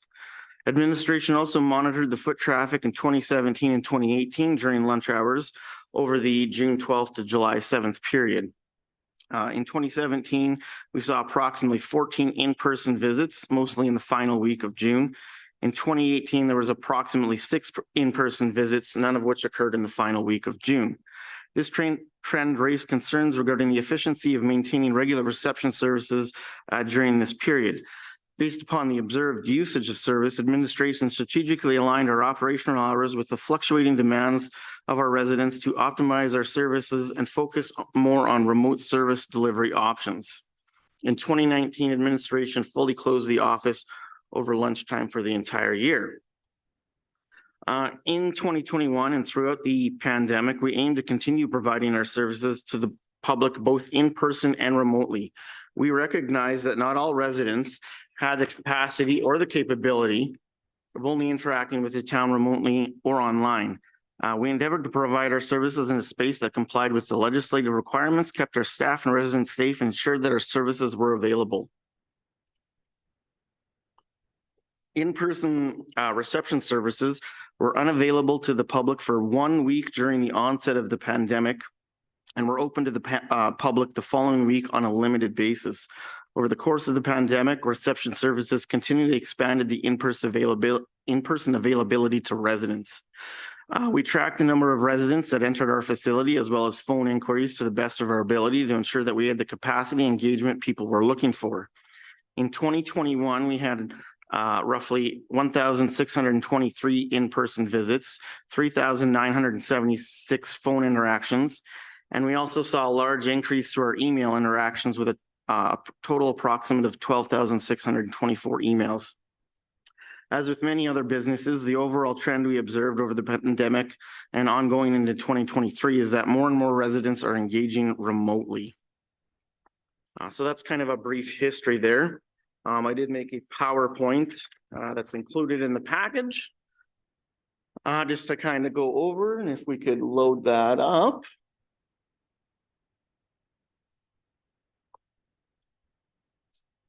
We can start with the slideshow here.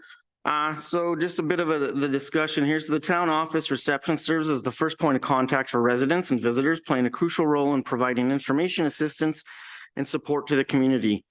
This report outlines the various responsibilities and services offered by our reception, emphasizing the commitment to excellent customer service.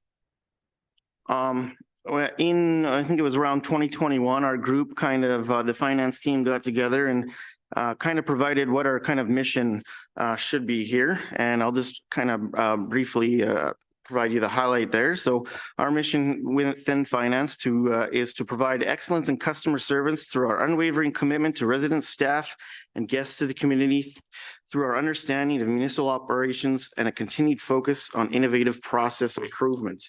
And that's what we set out to do. The reception hours, our reception is open from 8 a.m. to 4:30 p.m. Monday to Friday, and the hours open to the public are 8:15 a.m. to noon and 1 p.m. to 4:15. So for 15 minutes in the morning and 15 minutes at the end of the day, we do close, and that lets staff complete the tasks that they needed to do in the time provided. We do focus on a resident-centric approach. We do prioritize the needs of residents, offering a range of services to enhance their experience at the town office. Whether in person or over the phone, our focus is on helping, providing information, and ensuring residents are directed to the appropriate resources. We provide a multitude of services. That includes general inquiries, bill payments, utility inquiries, tax payments, and support for various town services. Reception also oversees the tracking of office personnel, manages the distribution of keys for contractors, as well as the cemetery.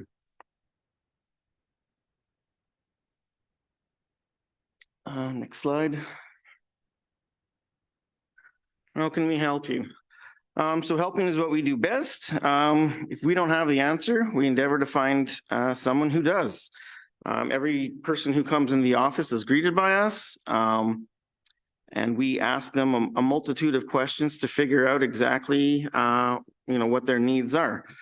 We can put them in contact with other departments that can help them, let them know how to find offices for services that we do not offer. Direct them to where they would like to go, call a cab or someone else that's a parent to pick them up. So in addition just to handling, town office issues, we do receive a lot of people coming to the town office looking for directions to businesses or types of services that are available, and a multitude of type of information that people are looking for. And we're not all knowing here, but we do know, most of our team knows the community, has been in the community a long time. And we do offer that help to the people that come in. Phone handling. So we do handle incoming calls with care. We transfer calls to the relevant departments, provide information on non-town services, take messages, and address any concerns raised by callers. Next slide. So we do like to think of ourselves as an information hub.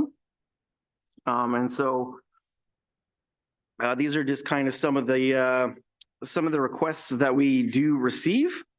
There is, a lot, not all to do with town operations, like, is the ice safe to drive on? Again, we generally try and direct them to the appropriate person, as none of us are experts on the depth of the ice at any one given time. But these are just kind of some of the typical questions that we can receive outside of normal business. We also oversee the payment and deposit processing for the entire town. So the reception processes all incoming payments and deposits for the organization, including utility and tax payments. We also issue receipts and provide account information to residents.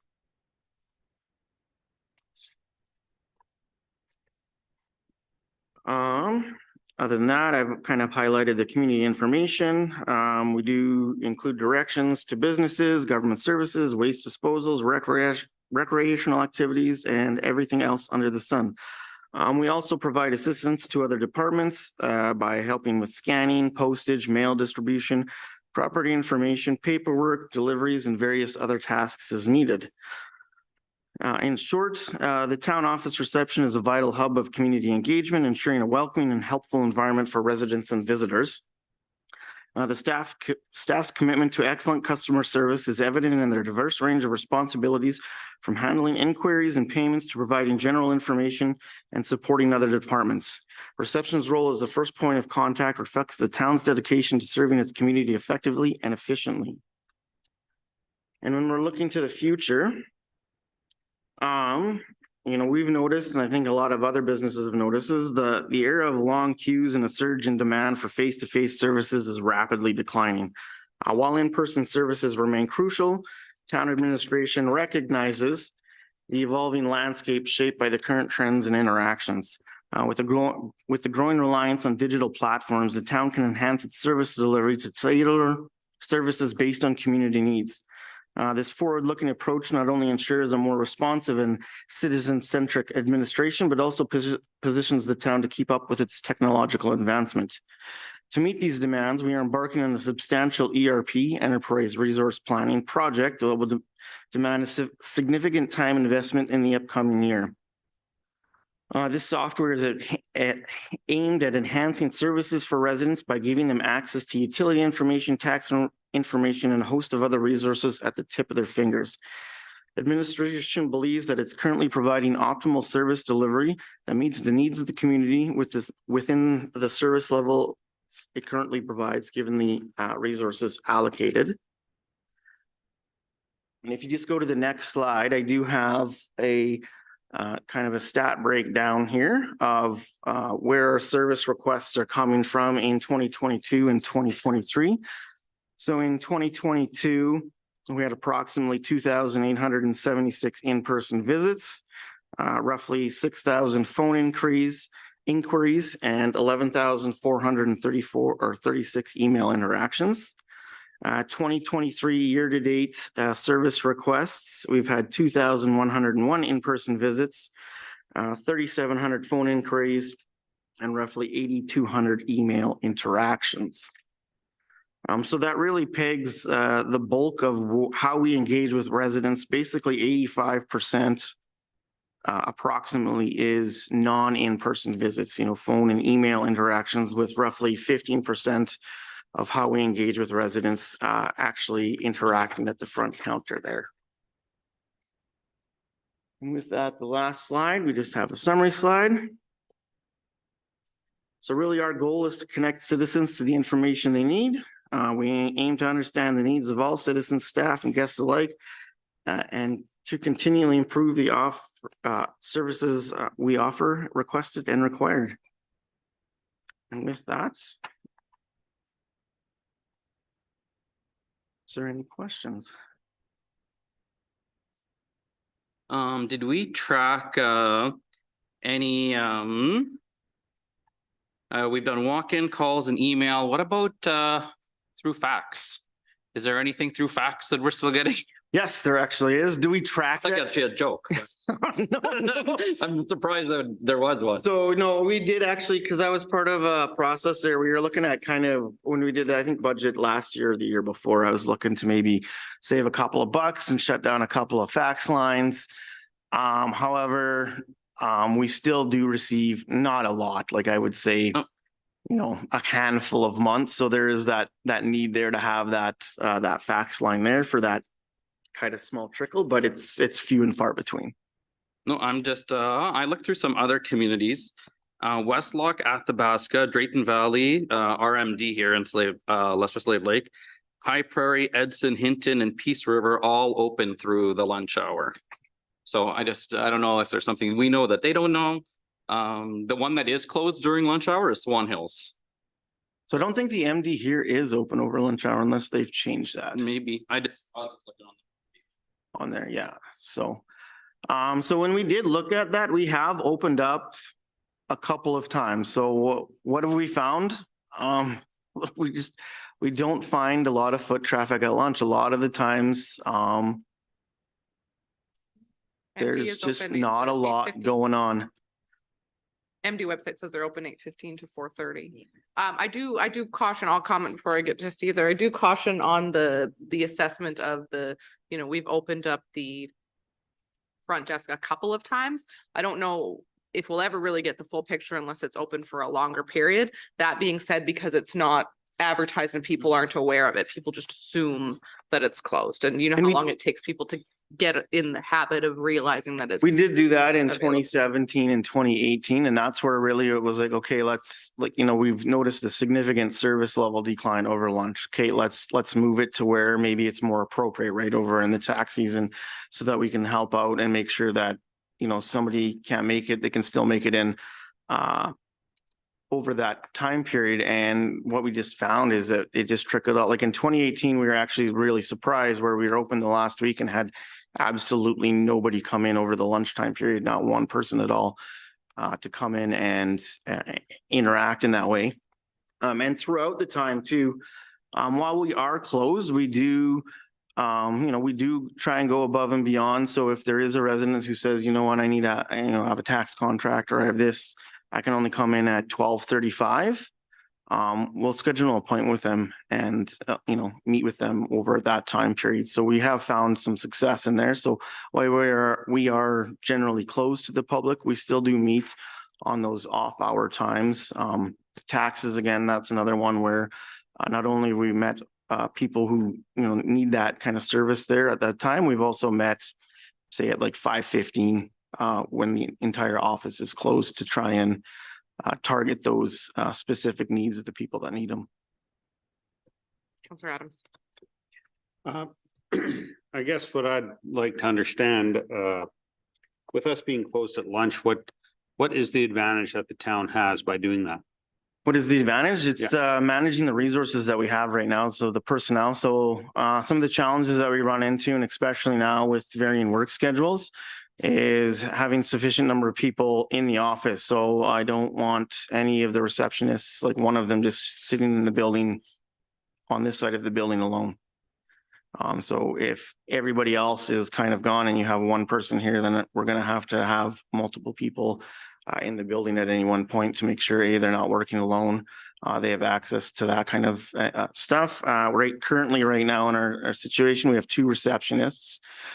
So again, if that leaves one person is sick or away or has other priorities, really that means I have to go back and revamp that whole person's schedule.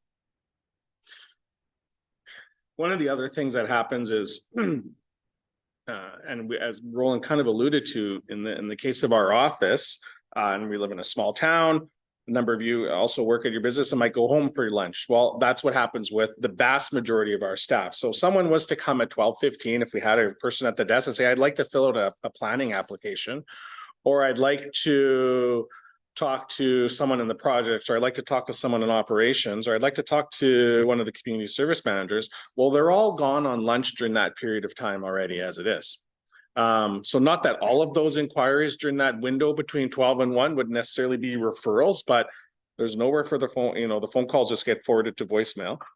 And any in-person inquiries or business that have to do with specific departments aren't going to be able to be handled during that time anyway, because the rest of our department and staffs are taking lunch. The other thing that it does is we're really operating that front desk with essentially 2 people, 2 clerks, one that's answering the phone all the time. For us to be able to extend those operations, you're going to have to offset those somehow. So someone's going to have to take a lunch early. Someone's going to take a lunch at 11. Some will have to take it at 12. So now we're taking a window of, instead of 1 hour where there's nobody there, now we're taking 2 hours where we're cutting our staff down to 1. So the workloads now starts to become, is it manageable for one? Are we giving a good quality level of service between 11 and 12 o'clock because we only have one person now who's able to answer the phone or deal with people at the counter? Are we extending our services at the cost of the service that we're providing between 11 and 12? And that's if that staff is there every day. When you've got 2 people working that front desk, one is sick, maybe one decides to take time off, whatever the case may be, it causes some significant issue, especially when you're trying to maintain all these hours, right? So they need to be able to take their lunch period as well. So then we're We're drawing from other departments to help cover. It's a very small department that's dependent on essentially 2 staff as it sits right now. And what So we you have did to see wait- too is when people come in, a lot, I would say 80% of the inquiries that we get over lunch don't have to do with the town. So they come in and, when's the court hours? Where is this on the provincial side? So, we're kind of acting as the provincial reception area, even though, we don't know a lot of the information of what's going on over there or that. So we're essentially providing, not a bad service, but it really doesn't enhance the town service delivery that we're giving in that time frame. Councilor Adams. Just kind of off topic now, but looking at your numbers that you have here, what? I take it that your year-to-date service runs to what, the end of October you're figuring? This one was the November, I believe, November, I want to say November Oh, so 7th. even into November, okay. Yeah.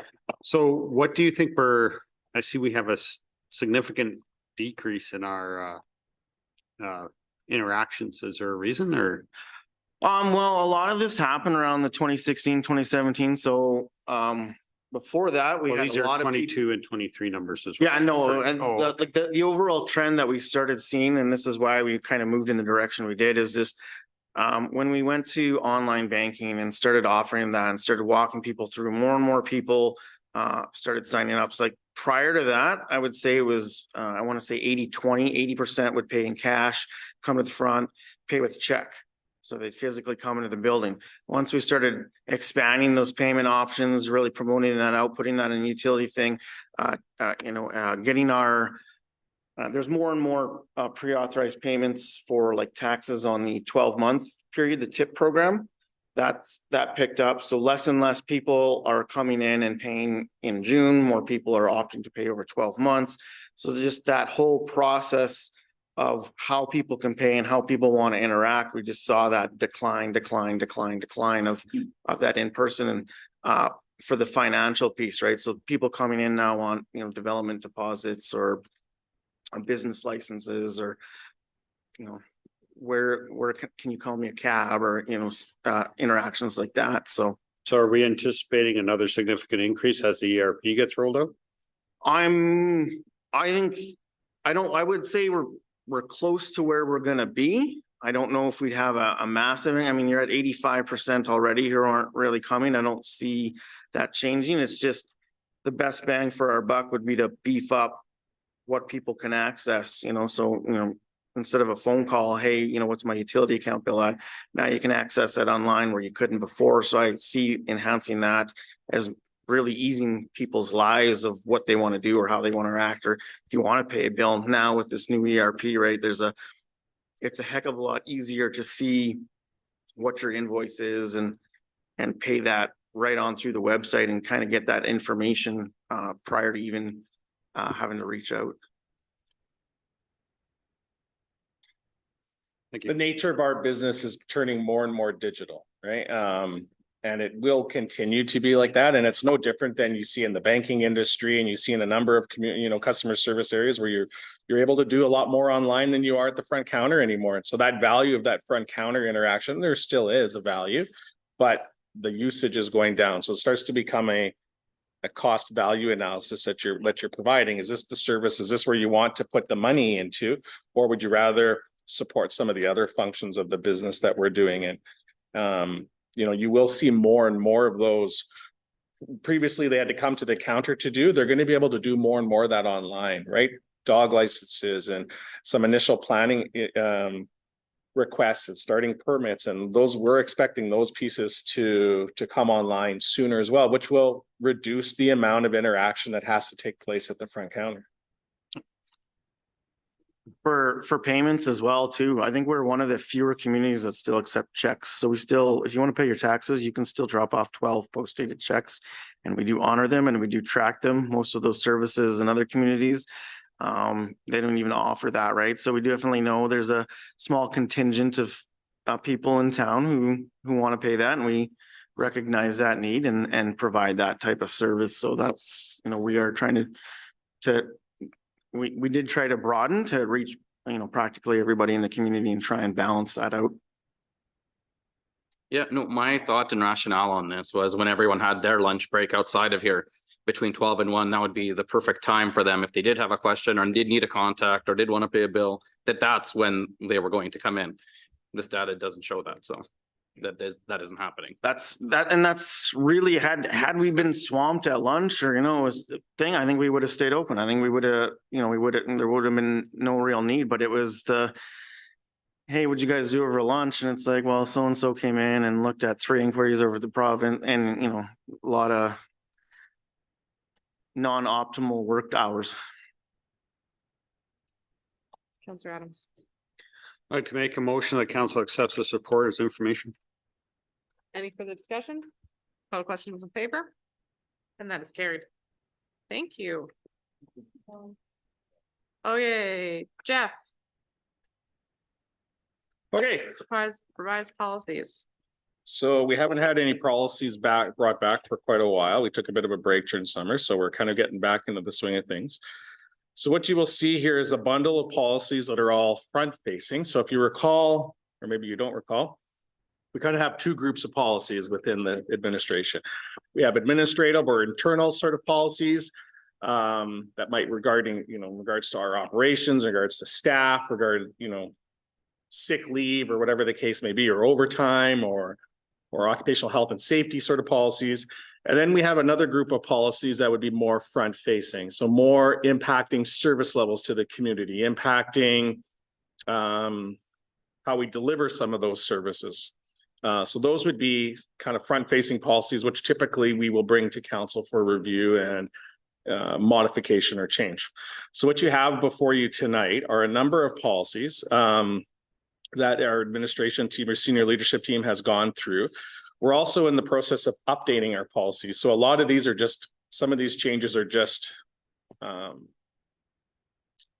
graphical in nature. So updating us to a new template. So I'll kind of go over some of them, or the highlights are listed in the report that should be before you there.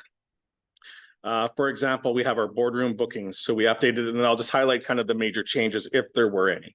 So under the boardroom bookings policy, it was updated to the new template. We changed some of the verbiage regarding booking responsibilities and updated section 5 in regards to usage and capacity. Under the community or council boards and committees policy, again, was just updated template and updated compensation rate. And if any of these policies you'd like to go into, we can delve into more further. Just a comment. Yeah. Jeff. So does that mean for the council boards and committees, so the updated compensation rate, I think it was put at $75 a meeting. Does that mean that the public members that serve on our committees? Correct. This is for public members. That's correct. Because I think some of them it worked out to like $12 a meeting or something majorly. Yeah, it was an hourly rate. So we had, our SLT had kind of sat together, and this was really more applicable to like MPC, for example, where we felt that the compensation rate wasn't helping, attract people to volunteering for this role. And so we changed, or we're suggesting a change to that policy as it relates to those public members. This only relates to public members. Thank you. So there's an updated compensation rate in that policy. Proclamations, again, that was just an update to the template. Naming development areas, roads, parks, trails, and municipal facilities was just an update to the template. Purchasing was an update to the template. Guidelines have also been updated to specify purchasing practices, so just to be reflective of the current legislation. Our acceptance of donations policy was just an update to the template. Our recovery of engineering costs was an update. Our planning and development inspections was an update. Our recovery of legal costs was an update, and the recovery of inspection costs was an update. I'm willing to answer any of these policies, as they're all council approved policies. We can discuss any elements within them. The vast majority, like I said, were previously supported or approved by council, and this is just an update to be reflective of our current standard.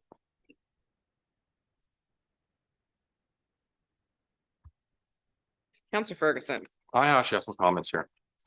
So specifically regarding proclamations. So if anybody wants to move over that, I'll give them a second to get over there. Proclamations.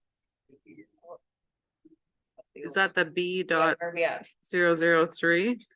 If you Oh, that's click- the if you old go one to or the the top new of it, one? you can click on the blue link and then it'll bring you there. What page is it? 139. Thank you. 139 of What? 124. That doesn't work. Now mine got messed up. Hold on one second. A pause. for I gotta find it again. technology. It's such a big package, 340 pages today. It's having a hard time loading. In the 124 attached page attachment, which page is that? There we are. Thank you. I think. Okay. You think? Policy title proclamations, issue date November 14th. Yeah, page 45 of the 124. That's, yeah. Are we all there? Yes. Yeah. Okay, so kind of my thoughts on this is, with the exception of those that we currently have a land acknowledgement for, or national holidays, I've actually never really been a fan of proclamations or special day designations. The reason for this is I went through and calculated how many special days there are this week. There are actually 65 of them. Now, so granted, some of them are frivolous and we would actually never consider proclaiming or raising a flag for those. But even when some of those are removed, there are about 23 causes this week alone, which we could be considered perhaps legitimate. So I don't want to be in a position of picking and choosing. In my opinion, our job is governance, and that is what we should stick to. Secondly, when an entity approaches us asking for a proclamation or a flag raising, and we agree, we are somewhat tying ourselves to that organization or the individual requesting it. So for example, we had an entity make a request of us last week. While I support the cause, I don't know the history of the organization, their reputation, if they've been involved in controversies, and I'm not comfortable tying ourselves to an organization or individual. So my opinion, the proclamation policy should be limited to national holidays and those that we have a land acknowledgement with. That's my 2 cents for the day.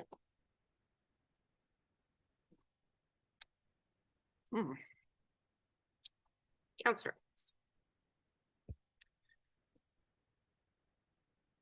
I struggle with this and with some of it, because you can get the frivolous ones.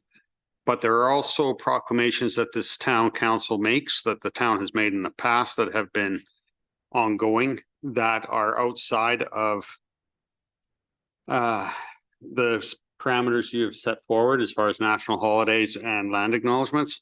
I still think there is a place within government to acknowledge these, and I would not be in favor of ruling them all out.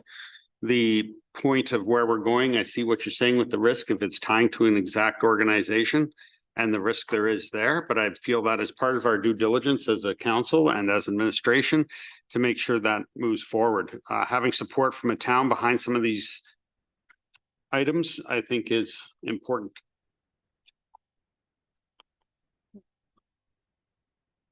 So I would say, how do we differentiate that? If we carve out an exception for one, how do we differentiate which one's not to carve out for?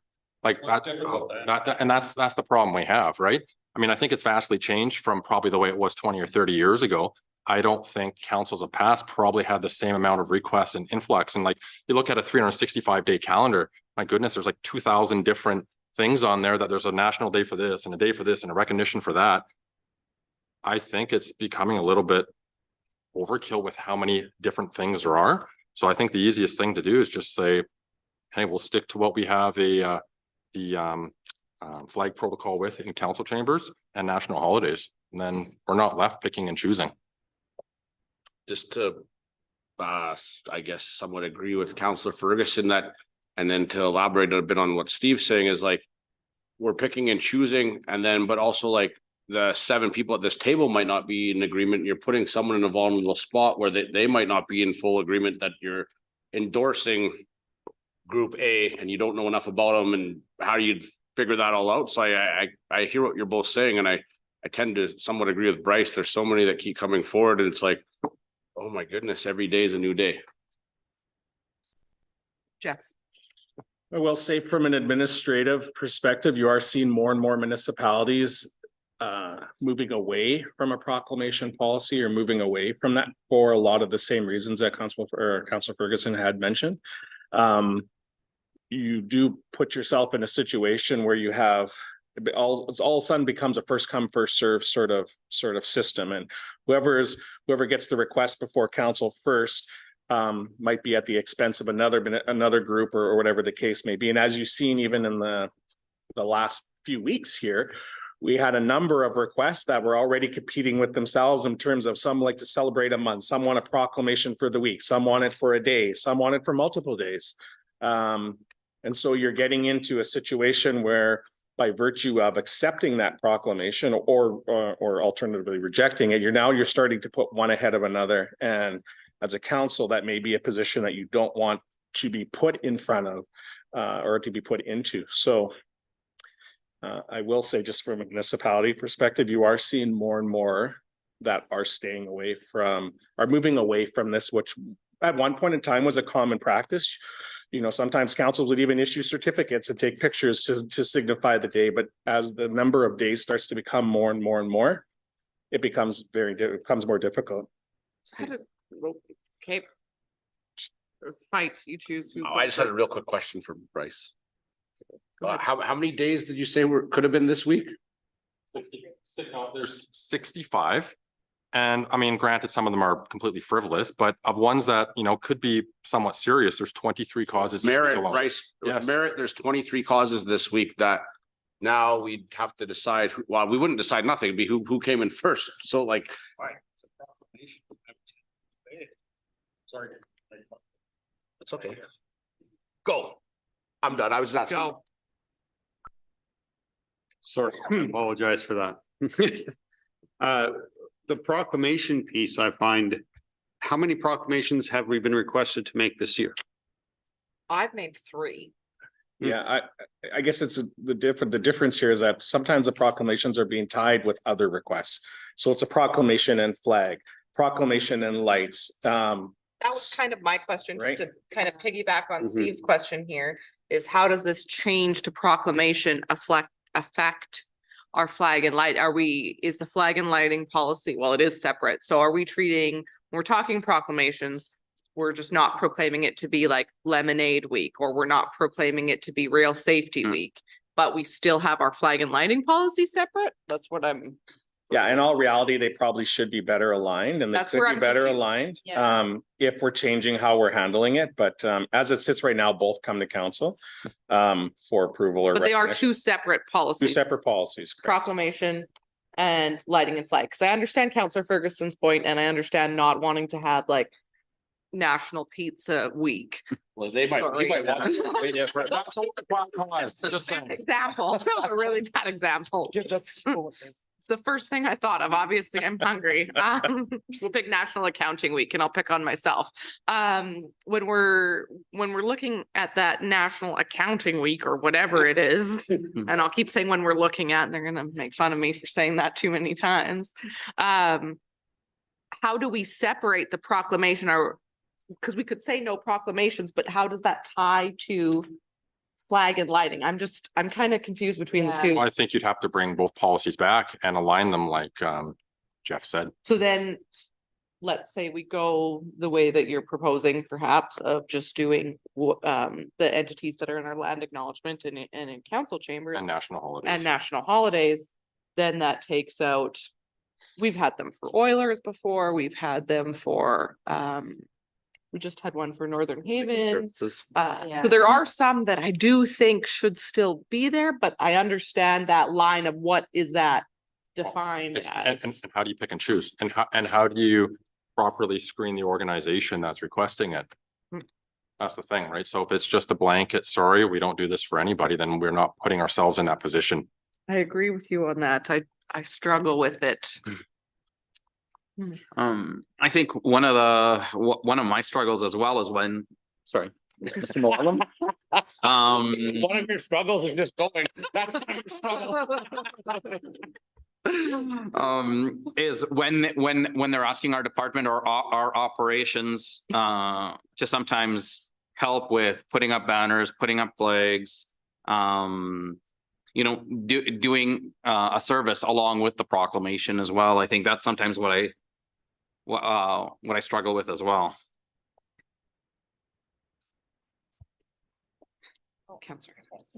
Counselor.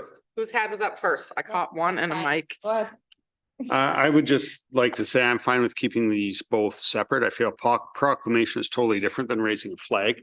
It's different than putting on the lights and the requests that can be there. Limiting it as you're suggesting, I'm not in agreement with either. I feel it, much like I said before, our due diligence is part of it. And looking into it as far as we do. It's not necessary that we get the request for the proclamation. We do the proclamation that day. I don't think it's necessarily where we need to go with this. There may be time in between to do our due diligence as required. But I feel taking away the ability of the town to make these and have these supports where they should be and make the statements that town wishes to make. I think this is something we should not take away. Councillor Hughes. Yeah, I was just gonna agree, I think, with the majority sitting back here as well. I struggle with this one a little bit too. I do agree with some of the points Councillor Ferguson has made. Definitely, I think it can get just to be too much at some time, and we do need to have a clear boundary. But even for instance, you know, to Councillor Adams' point, I'll use the Northern Haven as an example because that is something that's currently ongoing. You know, in this case, you know, that group that is, you know, a local reputable group is asking for lighting to complement, you know, their month-long campaign, etc. In a case like that, you know, I think that's more than fair. And I think they're just looking for town support to kind of aid, you know, their cause and aid in the campaign to raise awareness. But, you know, they're not coming asking for a proclamation as well, right? They're asking for something simple like utilizing the downtown lighting that we have installed for, you know, events such as these, if you want to say that. So that's kind of where I struggle with it too. I'm not exactly sure what the best move is. I do see both sides on this one, and I think it's a challenge to kind of find where the line is here for me. And like you said, Kim, too, like we got those lights. Oh, sorry, Mr. Mollum. Just say your own name. You would have thought I figured this out. I mean, I did see you in the drive-through this morning. so- And I forgot what I was gonna say. Okay, good. Put your hand up when it does. Councillor No, Weil. I'm just. Part of the downtown revitalization is to have the lights downtown as well. So now that we have the lights downtown, we got to find out how we're going to use them, what they're going to be there for if we're not using them very often. Councillor Ferguson. Well, I'll make a motion, see where it goes. I'll make a motion to revise our proclamation policy to be exclusive to those that we have flag protocol with and for national holidays. Councillor Adams. Okay, if we're going down this road, then we gotta get into more discussion. If we're going down this, we're looking at removing any sort of support for the LGBTQ community. There's no support for that for the month. There's no support for the Haven. There's no support for numerous listings here. Well, this is something that cannot be done on this board. This cannot be passed. It is. I need to take a breath and calm down first, and then we'll. We can feel the blood pressure rising. Councillor Hughes. So, but just a question to that effect, though, the motion is regarding proclamations, not the flag or the lighting. This I is just a want to, start. yes, that your intention? You're wanting this to be aligned. This is where this is request is going, is to be aligned. This, no, this is a no.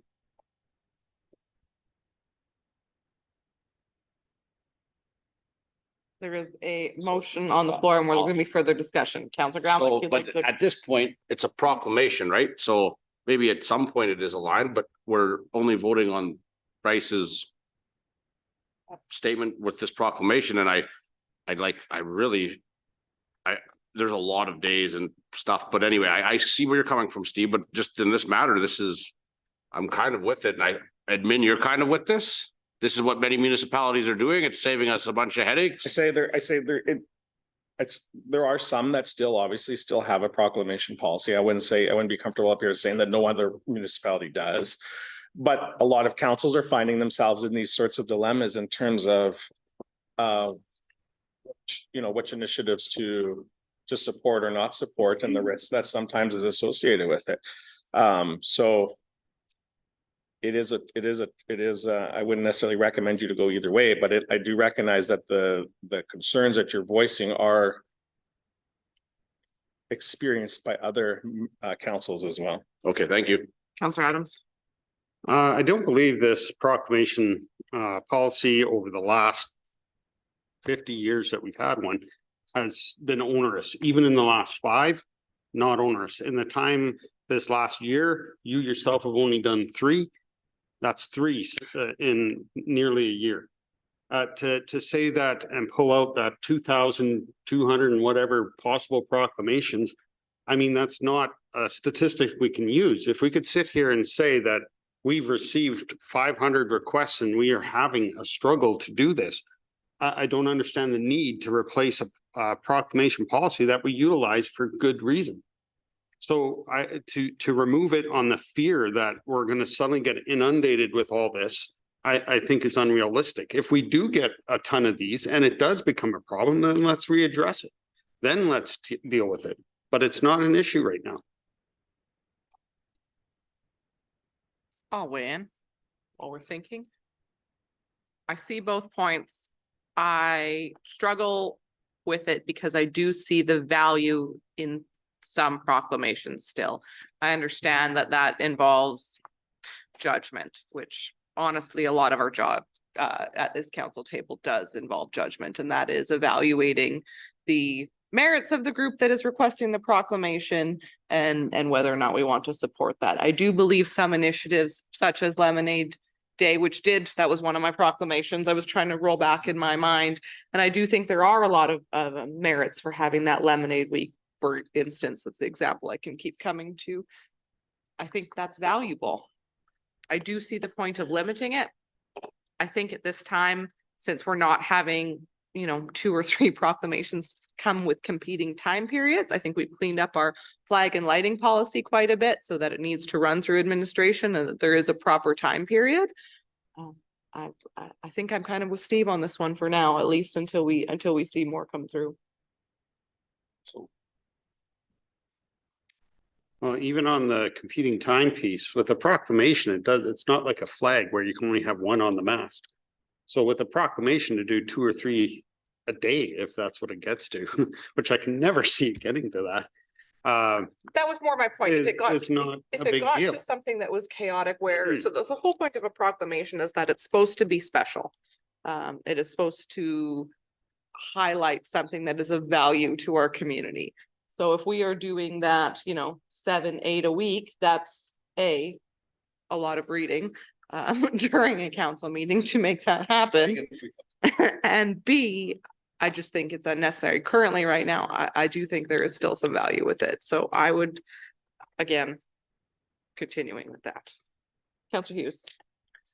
What other method are the proclamations shared on? Like, for instance, when she did the proclamation for Lemonade Day, obviously it's recorded, it's within the town minutes. How else is the town communicating that out to residents?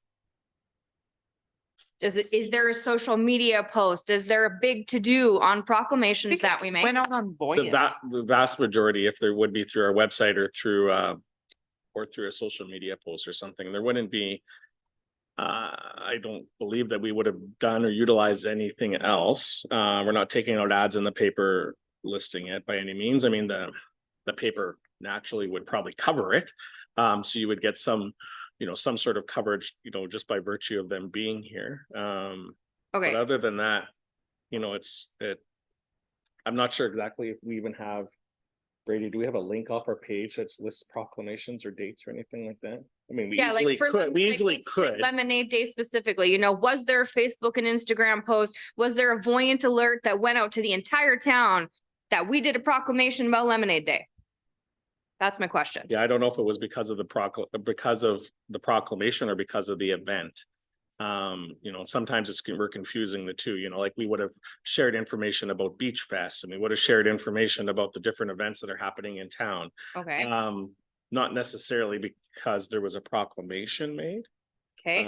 How do we go about screening events that happen within the community? Is there a process for that, or screening events in terms of what we do share? we share every event that we are asked to share? I think reason? to some extent, I think within reason, administration is asked, or if we feel that there's there isn't a conflict by us supporting one event or another or something along those lines, we'll do our best to partner with some, and that's typically larger agencies, like whether it's the Chamber or the Tourism Society or the MD or some, some of our partners, right? Are we promoting, hey, Store ABC has a big sale this week and everyone should go down? Probably not. So I guess it depends on what you're determining. We're not, as a municipality, we're not here to promote an individual business, but rather events that are for the benefit of the community. Okay. I will say in comparison, proclamations in comparison to flag raising or light changing. A proclamation, if you were to put on a scale, I think your flag raising and your decisions or requests that are coming or in regards to them are actually taking, requiring physical actions to be taken. So flying a flag in replacement of the Town of Slave Lake flag, or changing lighting to signify, I think you're taking it an extra step, in my opinion, past proclamations. So if the concern that you have is in regards to council support in general for those events, it may be better served to direct them or to reevaluate the flag and lighting policy as it relates to that. Because those are actually requiring activities. Those to some extent can't overlap with another. So you will likely have more conflict happening on those sorts of requests than you necessarily will to signify National Rail Day or National Rail Safety Week or whatever the case may be in terms of proclamations. But knowing that if you put them through, you're supporting them as a council, whatever they may be. So we do have a motion on the floor. Is there any further discussion on said motion? This is just the motion for the amendment to the proclamation, not the remainder of the policies. So since I see no further discussion, I will call to question those in favor. All those opposed. And that is defeated. Okay. There is still significant amount of motions to be made and discussion if required. Well, it's one motion, but Up to board. page 3. It's a race. Counselor Adams. I'll take this one. Okay, thank you. I move to accept the 1 boardroom bookings, 2 council boards and committees, 3 proclamations, 4 naming development areas, roads, parks, trails, municipal facilities, 5 purchasing, 6 acceptance of donations, 7 recovery of engineering costs, 8 planning and development inspections, 9 recovery of legal costs, and 10 recovery of inspection costs as presented. That's fine. Any further discussion? Call to question those in favor. And that is carried. Okay. Our next report before you is in regards to council compensation policy. So the purpose of the report is for the Town of Slave Lake Council to consider updated council compensation rates presented by the Council Compensation Committee. On March 21st, 2022, the Council Compensation Committee met to discuss the proposed rates for the Town of Slave Lake Council compensation. It's like a tongue twister. There's so many C's there. On April 12th, 2022, the committee of the whole meeting of council compensation committee presented their proposed rates for council for the term 2022 to 2025. During this meeting, council had motioned that council table the council compensation recommendation until administration's compensation review is complete. At that time, both reviews should be brought for discussion. As administration's internal compensation review has been conducted, we have now brought the Council Compensation Committee's recommendations back for council's consideration. Contained in the updated council compensation policy is the recommended compensation rates that came from that committee. You have a couple options before you tonight to approve the updated council compensation policy, which includes the proposed rates, or to maintain the current council compensation rates, or to alter them however you see fit. Would be a third option.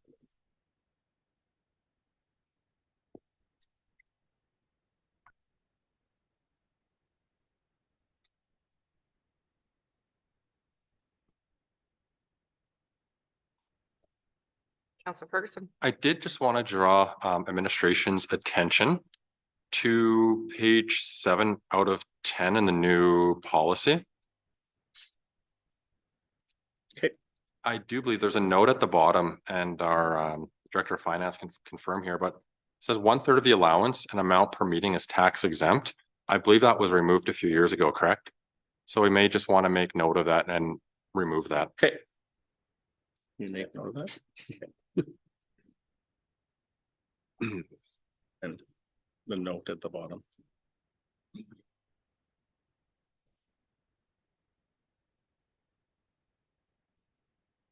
Counselor. I struggle with this because it's like giving yourself a raise. This can't be easy for anybody to ever go through and do, whoever is a member of public office whatsoever. Because I know as far as the province goes and the federal government goes, I definitely have opinions when they do this. So for us to do it on our own, at this time, even though it's almost a term late in doing this, there hasn't been, I believe, an adjustment since, correct me if I'm wrong, 2017, I think we're at 6 years, 20, like, November 1st, 2017. that is a significant time frame for nothing being changed for anybody, being in office or doing any sort of position. I believe that, this is long overdue. I don't even know if these compensation rates are necessarily still valid, even after they were done last time. I think it should be, I think we need to be on a regular set program for doing this review and for us having it approved rather than trying to do this in the middle of our term. And then apparently that lit up people, so I'll pause while you guys talk. So these are recommendations, and obviously we could make an adjustment to what we see fit. I would suggest, since no one wants to give themselves a raise, and Bryce, how many times have we done this since I've been here with you? 6 years, and how many times have we? Oh, looked at there's this? been a few times, yeah. 'Cause 3 times. It and always looks bad if you vote to give yourself like, a raise. I would suggest to the group that we come up with an adequate number for what we think this position is worth and make it for the next council, where many of us may not be here, none of us might be here, but at least they don't have to make the tough decision of giving themselves a raise. So I think at some point we need to adjust this, and I'd say that would be the easiest way, is to make it for the next term. But I this needs a major adjustment because we all know what this takes and how far behind it is. Counselor Moallem was. fighting with my- Yeah, I think like a lot of people maybe on the outside don't see the work that goes into a counselor's position. Lots of times you are making decisions that do affect your personal business. And lots of times you are taken away from your family more than just 3 Tuesday nights of the month. For many of us, it may not matter, but I think looking forward in the future, when you do have 7 seats to fill, it might become more and more difficult to fill those seats and do the job at the best of your ability with the current rates, I would say.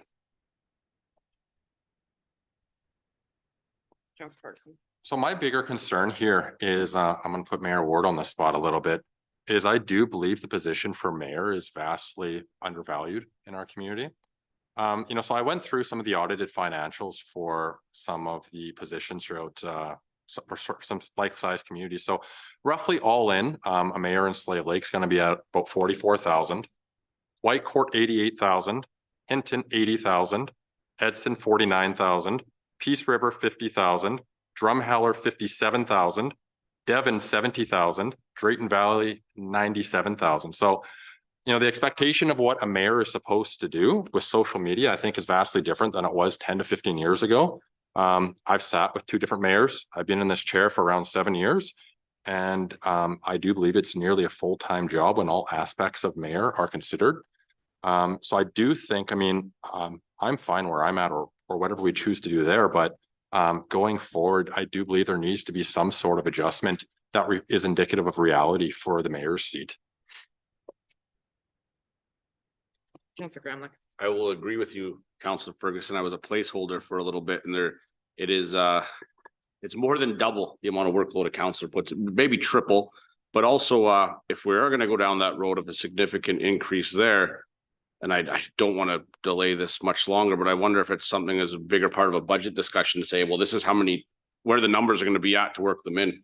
Because if it's a couple thousand, great, but if you're talking 5, 10, 15, like that, it's going to make a big budget change, right? Well, I would anticipate to, kind of looking at what I saw for like-sized communities, it would be at least a $10,000 to $15,000 jump to start bringing up. I mean, our time is worth something, and there needs to be that expectation that, that there needs to be fair compensation for that time, especially for the mayor's seat.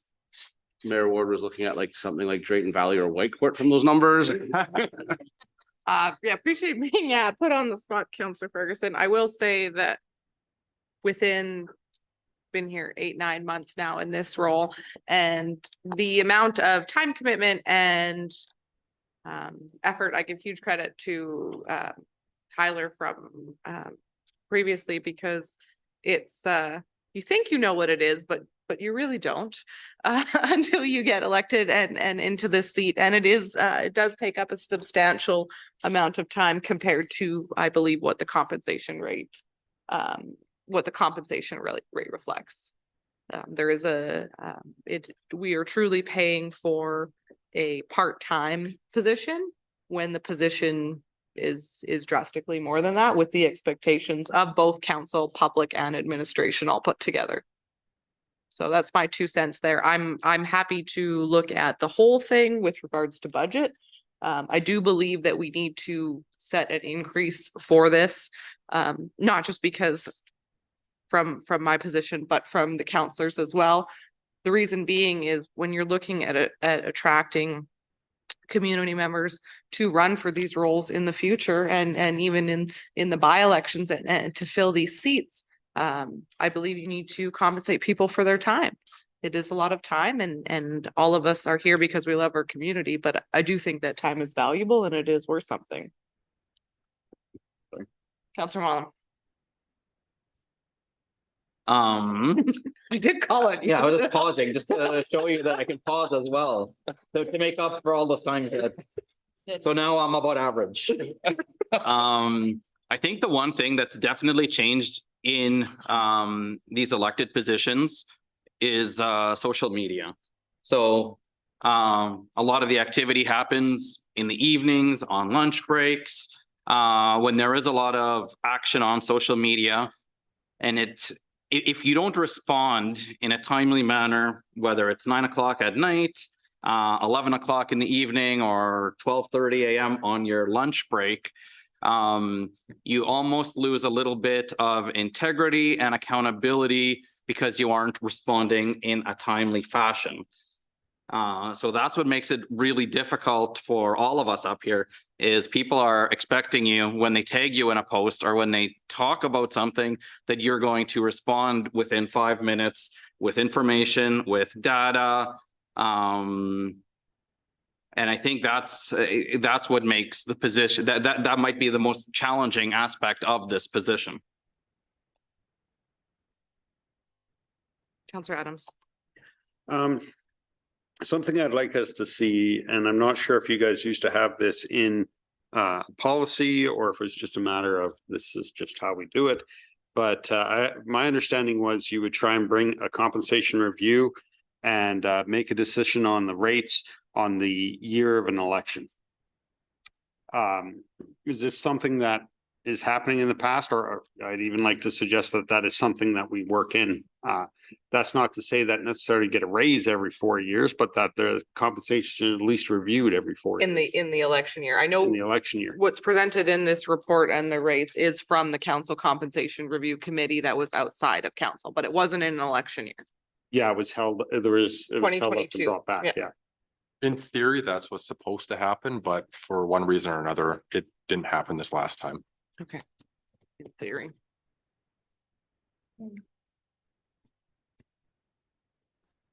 Okay, so I will make a motion to bring this back as part of our budget discussions. Is that consensus around the table for that, maybe? I think that's A palatable. larger review. You would still at some point in time Have need, to because this is the do council policy, you would still need to have the policy brought before a regular council meeting to make an amendment to the Yeah, At least this way we can see how it impacts. Future. Yeah, I with mean, I think if you look at the the only differences that are suggested here are changes to your annual allowance. So your per meeting rates essentially are the same. If you were to add up the difference between the change in the counselor, I think it's. Just 1 second. Counselors going from 12,650 to 14,280. That's a difference of $1,630. $1,600. And mayors, Six of you times 600, so that's $10,000, let's say roughly. Plus the mayor's positions. go up by- 3,400 is the difference for the 3,400. mayor. So this is a total budget hit of But- about, I think there's more to 14 grand. discuss on that. though. I do believe that there needs to be a one-time adjustment, especially made for the mayor, to adequately reflect the time that the position requires. You know, when you're in this position, you're sacrificing on the other side. You know, it's not a position that you can live off of per se, so there needs to be that recognition and that balance for you that. could make that motion right now if you like.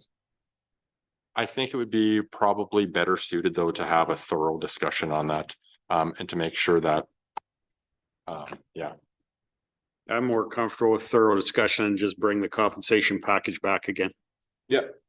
we can bring it back at a future council meeting with what's decided. I think we need to discuss as a group the budget impact and how we're going to fund that moving forward and what that looks like in future years and what that looks like if we're going to implement it immediately and if it's able to be funded, or if we're going to table it to a future council. I don't know if I'm on the side of tabling it to a future council. I think that's I know no one wants to give them like political suicide to give yourself a raise per se. I think the problem is though that we're 6 years, 7 years behind in this. I don't want to table it to a future council. I want to give the future council the raise. I mean, I think waiting to do that is also. Okay, I'm just, Because then you're I was just clarifying. I'm not Okay, making yeah. them make the decision. not making I'm them make making the decision. for them. I didn't repeat that properly. I think waiting another 2 years essentially puts this out an 8-year problem and then we're once again behind. I'd like to see a catch up. And then again, maybe more defined policy that the council compensation is Reviewed that in election reviewed in the election year. So do we need a motion? Bryce has. Bryce has a motion? I made a motion to refer this to budget discussions as our budget discussion. Okay, is there any further discussion on this? Should we be requesting that this gets tabled then until Well, December? any decision we make will come back Yeah. if we And decide. then we'll okay. Yeah, so. Thanks. Come to a Sorry, future just council trying to meeting. get So for the public, it's not like we will give ourselves a raise or not a raise in secret. Yeah. It will come It back. comes back to a public meeting for discussion and in the minutes. We were very transparent at this table.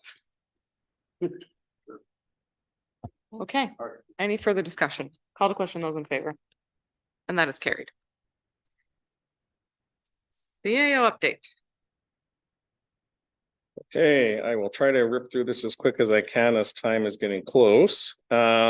So I'll just highlight a few updates that you have in the report that's before you tonight.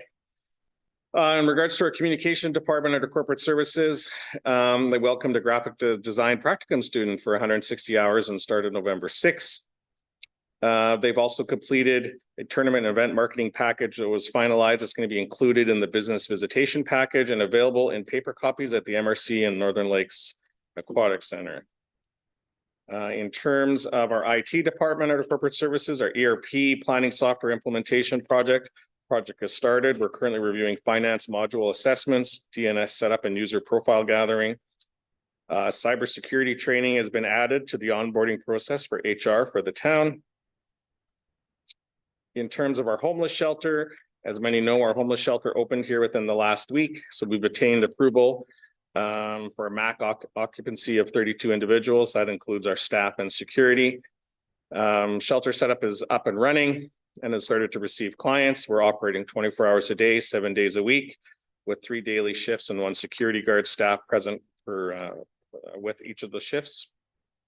Our shelter registration portal and intake process has been established. The site has surveillance cameras for full coverage and a security guard will always be on site. policy, rules, and procedures are being rolled out and will be reviewed continuously to ensure it's current and aligns with the relevant statutory requirements and operations. Under our finance department, we recently discovered an error in our ATCO gas advertisement featured in the Lakeside Leader, where inaccurate information about the rate change was published after the newspaper had been printed. We have promptly rectified the error and will be re-advertising the corrected rates for the duration of 2 weeks. And I believe that should have been present in the paper today. Or that received today. And our projects department, work continues on the downtown art piece, will be completed next spring. The design process is all complete. Construction for phase 1 industrial sewer is 75% complete. Main line installation was completed using directional drilling. The contractor is in the process to install service stubs at the property line using open cut excavation. MRC roof repair project is 95% complete. The project is expected to be fully complete in the next couple of weeks. And our projects department also significantly supported our corporate services department with the homeless shelter trailers during its construction. Our EV charger is getting more than estimated use every month since operational and on the 6th of July. To date, 54 unique users have visited the charger. Our planning development, the survey for short-term rental projects has been launched. In addition, a utility bill insert and social media advertising has gone out advising that you could be entered into a draw for a $500 Visa card if you complete the survey. The survey will close on November 20th. A report to council is forthcoming with the background information on the short-term rentals and the results of the telephone interviews and surveys. They've also awarded the contract for the review and rewrite of the municipal development plan and the land use bylaw to Green Space Alliance. The project will kick off in December of this year and will be complete by June 30th, 2025. Fire department years or calls to date is 598. In comparison to 459 in 2022 or 430 in 2021. So you see a steady increase year over year. First weekend of October was Fire Prevention Week in Canada. Locally, open houses were held in Widewater, Slave Lake, Smith, and Flatbush. Fire prevention talks have been held at Smith School, E.G. Wallstrom, C.J. Schurter, and Vanderwell Heritage Place. Staffing update as we're in regards to at the end of October 31st, 2023. Station 1 had 46 members, so 6 students and 4 new recruits in September. Station 2 had 8 with 1 new recruit in September. Station 13 had 12 with 2 new recruits in September, and Station 4 had 14 with 2 new recruits in September. So some positive gains happening there. Our enforcement had 56 calls for service with 24 tickets and 1 mandatory court date issued. CPOs investigated 3 animal and distress complaints. 3 animals were seized and brought into the care of peace officers for neglect. The owner has been found and charges are pending. The pound is now at overcapacity status. And our peace officers assisted the Slave Lake RCMP in a dog attack on Halloween, to which a little boy sustained injuries that required him to be hospitalized. The dog is under quarantine and charges for the attack have been laid. The local health inspector was also notified. Under our community services department, aquatics, just to highlight a few events that are coming forward. So the Glow Swim is scheduled for Sunday, November 26th from 6 to 8. The pool received a $5,000 donation from West Fraser for lane ropes. So the ropes have been ordered and are due to arrive in December. And they're also going to be planning to host a family fun night swim on November 16th. Facilities and Parks Department are preparing facilities for the upcoming winter season, including repairing weather stripping on exterior doors, getting snow removal equipment serviced, and changing filters. FCSS will be hosting a Swizza swimming and pizza on November 16th. Also having an Art Attack, a youth event, which will be held towards the end of November. Under community relations, there's been a strong response to our event sponsorship program. So all the holiday skates have been sponsored. Thank you to the community businesses for your support. Our busy season is upon us at the Legacy Center, starting the weekend of November 17th. We have a number of bookings. There are 18 event days booked in December. It's one of the busiest fall winter seasons. The Legacy Elks Hall has a booking in the history of the Legacy Center, Elks Hall booking. Other than that, I'm open to any questions you may have. Councillor Ferguson. Just a comment, and maybe Councillor Wellham can attest to this as well. So I just wanted to say with the rural renewal stream, I think it's been a success, the amount of additional people in the town looking for work popping into my business has increased probably 20-fold since this program has been in place. So I think it's having the intended effect of attracting more people to the community. So just kind of a comment anecdotally that I wanted to make. I 100% agree with Bryce. It's definitely been a little bit less of a weight on my shoulders, I think, having this program as a business owner and as an entrepreneur, having this program accessible in this community. It makes it a little bit, I can sit back a little bit more. I can relax a little bit more, knowing that this program, I think, works a little bit more efficiently than some other programs that are out there. And I will even take this a step further and say that I have relatives in other communities who have been asking about this program as well. And I have asked them to follow up with their administration departments in their communities as well.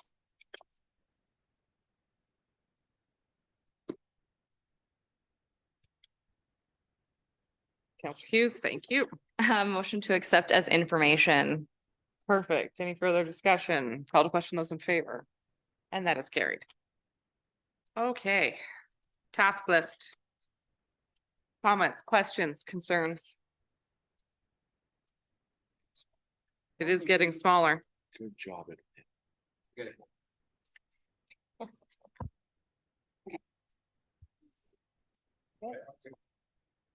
Counselor Adams. Motion to accept as information. Any further discussion? Call to question those in favor. And that is carried. Question period. Okay, we're gonna move right along. I'm gonna take that silence as continuing into our committee minutes. Intermunicipal committee, we did meet this past month. Had several discussions, a lot of them surrounding our visitor information center and what the basically the intent of both the MD and the town of Slave Lake is with regards to that. And a bit of a review of the tourism and the visitor information usage during the summer and what that looks like. So there was some very healthy discussions there. There was also some discussions regarding the grant with regards to, I don't remember what the grant name is called, but it has to do with investigating what policing model is most valuable for our community, and that you are able to stack grants between ourselves and the MD. So we had several healthy discussions surrounding both of those topics. Tri-Council Health. That is Ally.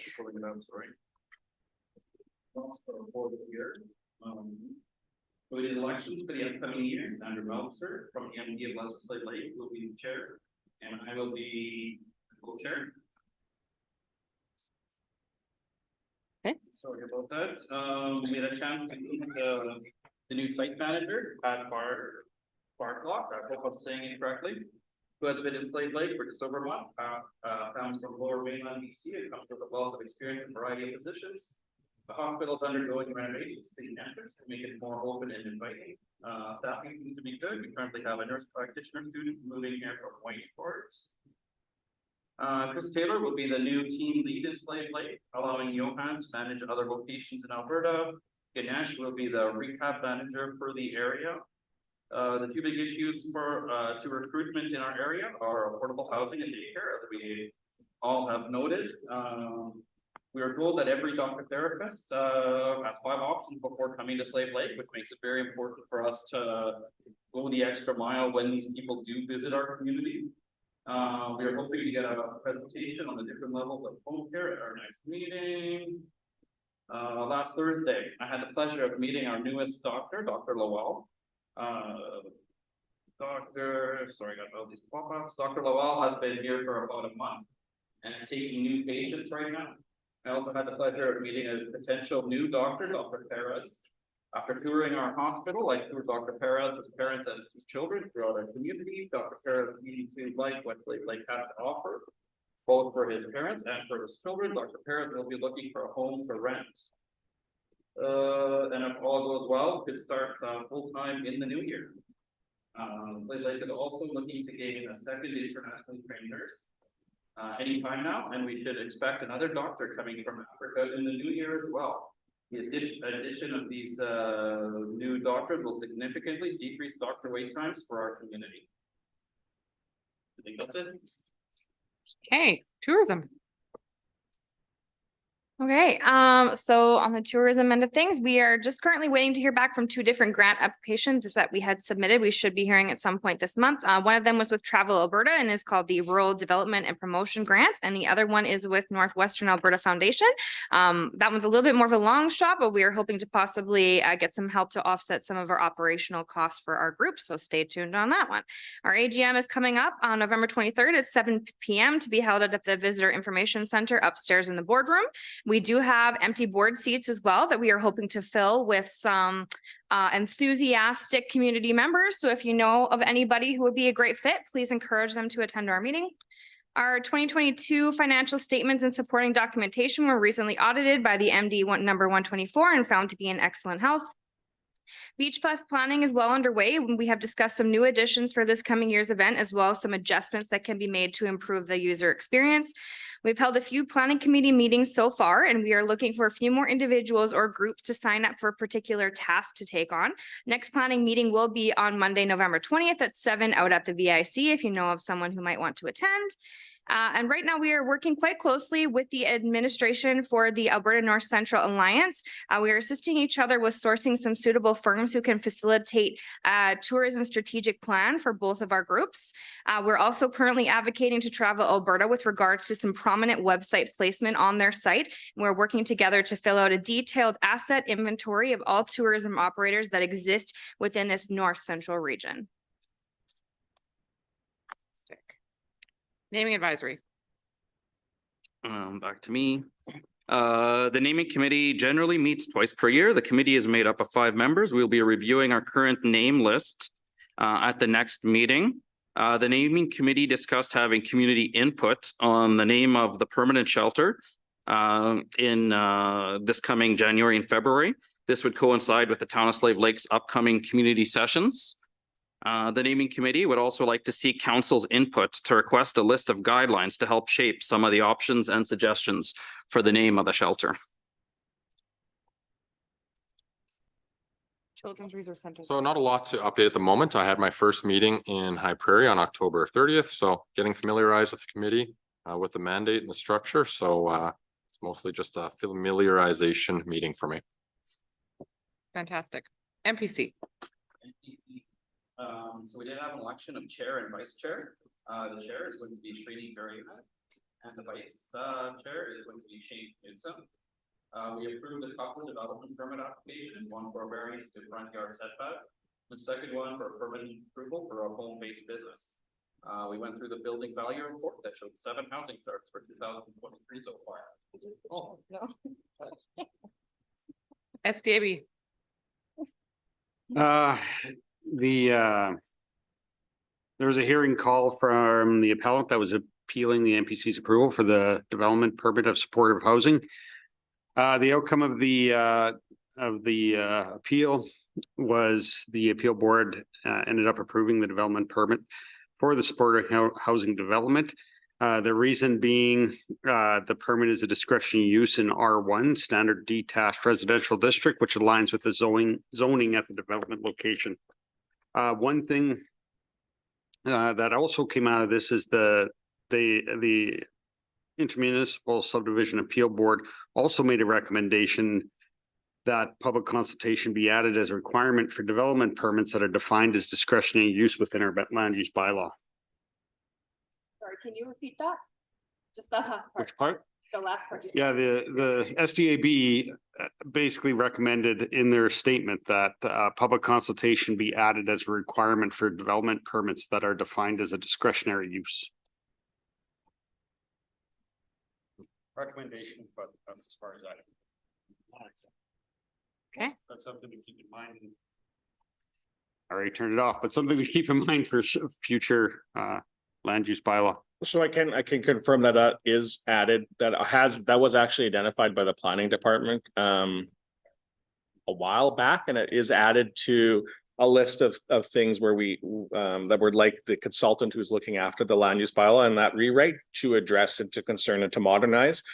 embedding an option like that or a requirement like that for contentious permits and issues that the applicants are required to do some public consultation. So that will be incorporated or examined at least when our upcoming process and rewrites of those two major documents is coming. Protective services. You doing that one too? Just teasing you. So Counselor Muala and myself attended Protective Services on October 25th. We heard from a lot of agencies involved in the group. A few of the highlights I have for you are we have 2 new highway sheriffs in the area that are kind of rotating along from Westlock to High Prairie and up to Wabasca. Forestry obviously recorded the most hectares burnt in history this past fire season, which is no surprise. They will continue to monitor closely as there could be some holdover fires in the spring, so they're on top of it. Transportation reported that there continues to be a lot of accidents on Highway 88 as well as some fatalities on the highways in the area. The contract for MCON expires this coming August 2024, so we should be seeing a new contractor coming in after that.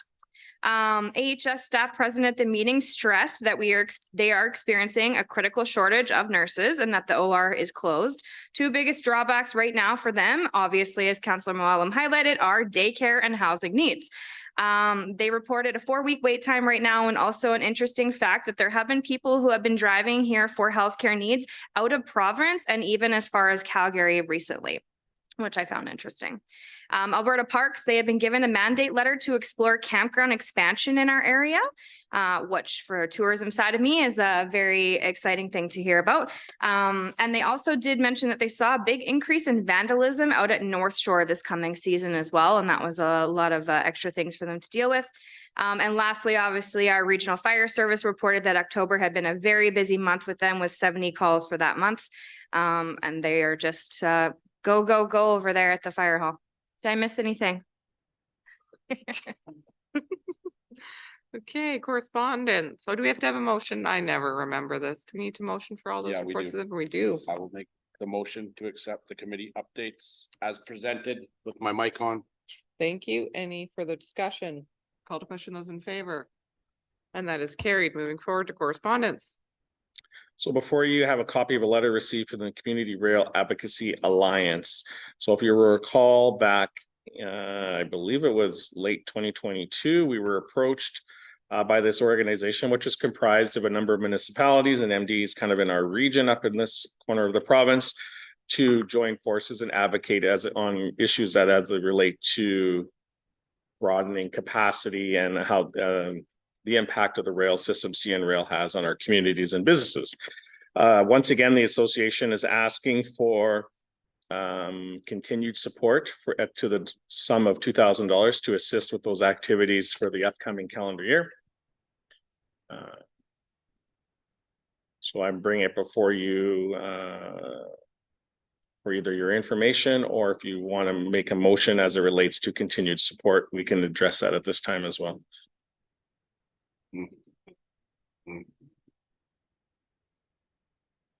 Councillor Adams. Out of curiosity, does the MD part of this? You know what? I'm not 100% sure. I mean, if you recall, or my recollection of at least on this committee's or council's discussion on this was the need to advocate on behalf of some of our forestry product industries that are utilizing or depend on the rail or the number of rail cars and such. So I believe the MD was in there, but you also see and one of the signatories of this alliance actually is the Senior Vice President Brock Mulligan from Alberta Forest Products Association. Which I don't know if that was necessarily conveyed at the time when we first got on. But I would be of the opinion that you've actually got a very strong voice for those industry already. Although $2,000 is a relatively nominal amount to send your support, I think you probably have adequate advocacy happening with the people that are at the table already that would be able to speak just as effectively as we would be. True. I just checked on the website as a point of clarification. MD 124 is not a member. Town of High Prairie, Peace River, Whitecourt, there's a whole list here, but that they're not there on that one. Big Lakes is on there though.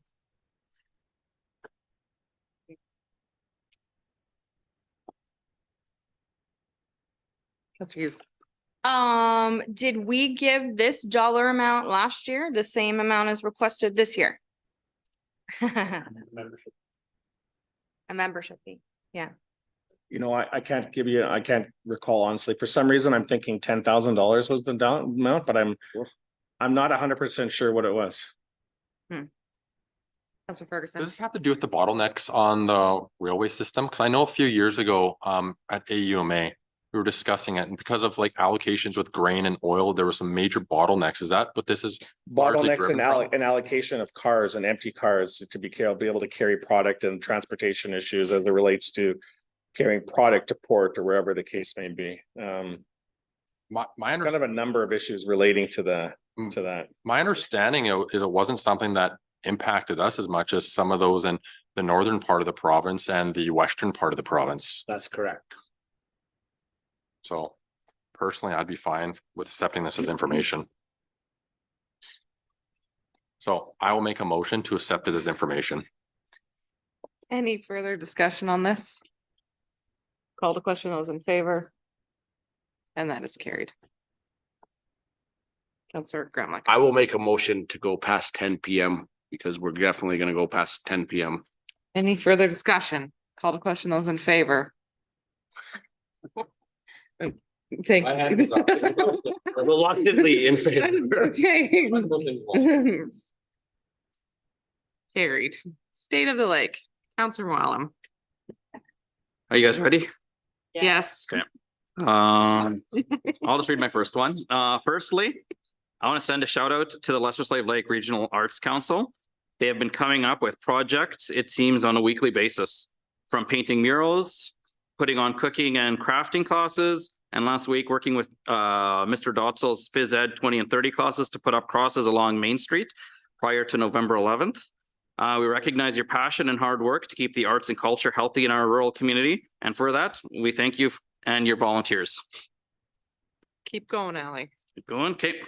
Number two, I would like to let everyone know that the Moonlight Madness Fun that will be happening this Friday, November 17th, from the Santa Claus Parade, a bonfire with free hot dogs and s'more roast, to a hot chocolate barn, a comedy night at the Fix, free movie night at the Rex Theater, and even Christmas carolers. The Chamber wants to ensure that this Moonlight Madness is memorable. We encourage you and your family to come out, have fun, and shop at all the great downtown businesses. Lastly, Slave Lake Minor Hockey will be hosting a tournament this weekend in both ice rinks. We will be welcoming 7 teams to our community. These kind of tournaments mean great things for our town. It gives us a chance to show off what we have from our MRC to our small businesses and our small town spirit. These tournaments do not happen without the hard work and dedication of their volunteers. I'd like to thank these coaches and volunteers for organizing this tournament, which should make for a very special weekend. Thank you. Councilor Gottlieb. Me, okay, just want to recognize it's Métis Week, Mayor Ward, myself, a number of staff, we're a part of the flag raising today, so it was an honor to be at that, and it's Métis Week for those of you who don't know. Secondly, it is Smile Cookie Week. Want to encourage everyone to go out and buy your Smile cookies. Councillor Hughes and myself did an excellent shift yesterday. Councillor Ferguson followed up. Mayor Ward and Mayor Moellum, or Mayor Councillor Moellum were there today. And the ownership of Tim Hortons called and said the Smile cookie sales were down 60% while you guys were there. So we're gonna need the community to get out and buy cookies the rest of the week to make up for the lackluster sales today. Don't worry, I sold the most, so it's all good. That is all. Anything else from council? No. I think that pretty much sums up the events for the week. So we'll move forward. Councilor Hughes, Motion to go into closed session. any further discussion? Call to question, those in favor. And that is carried. 60% down, guys. It's ridiculous. From the day before, we were so high though. I did good. Hey, man, I was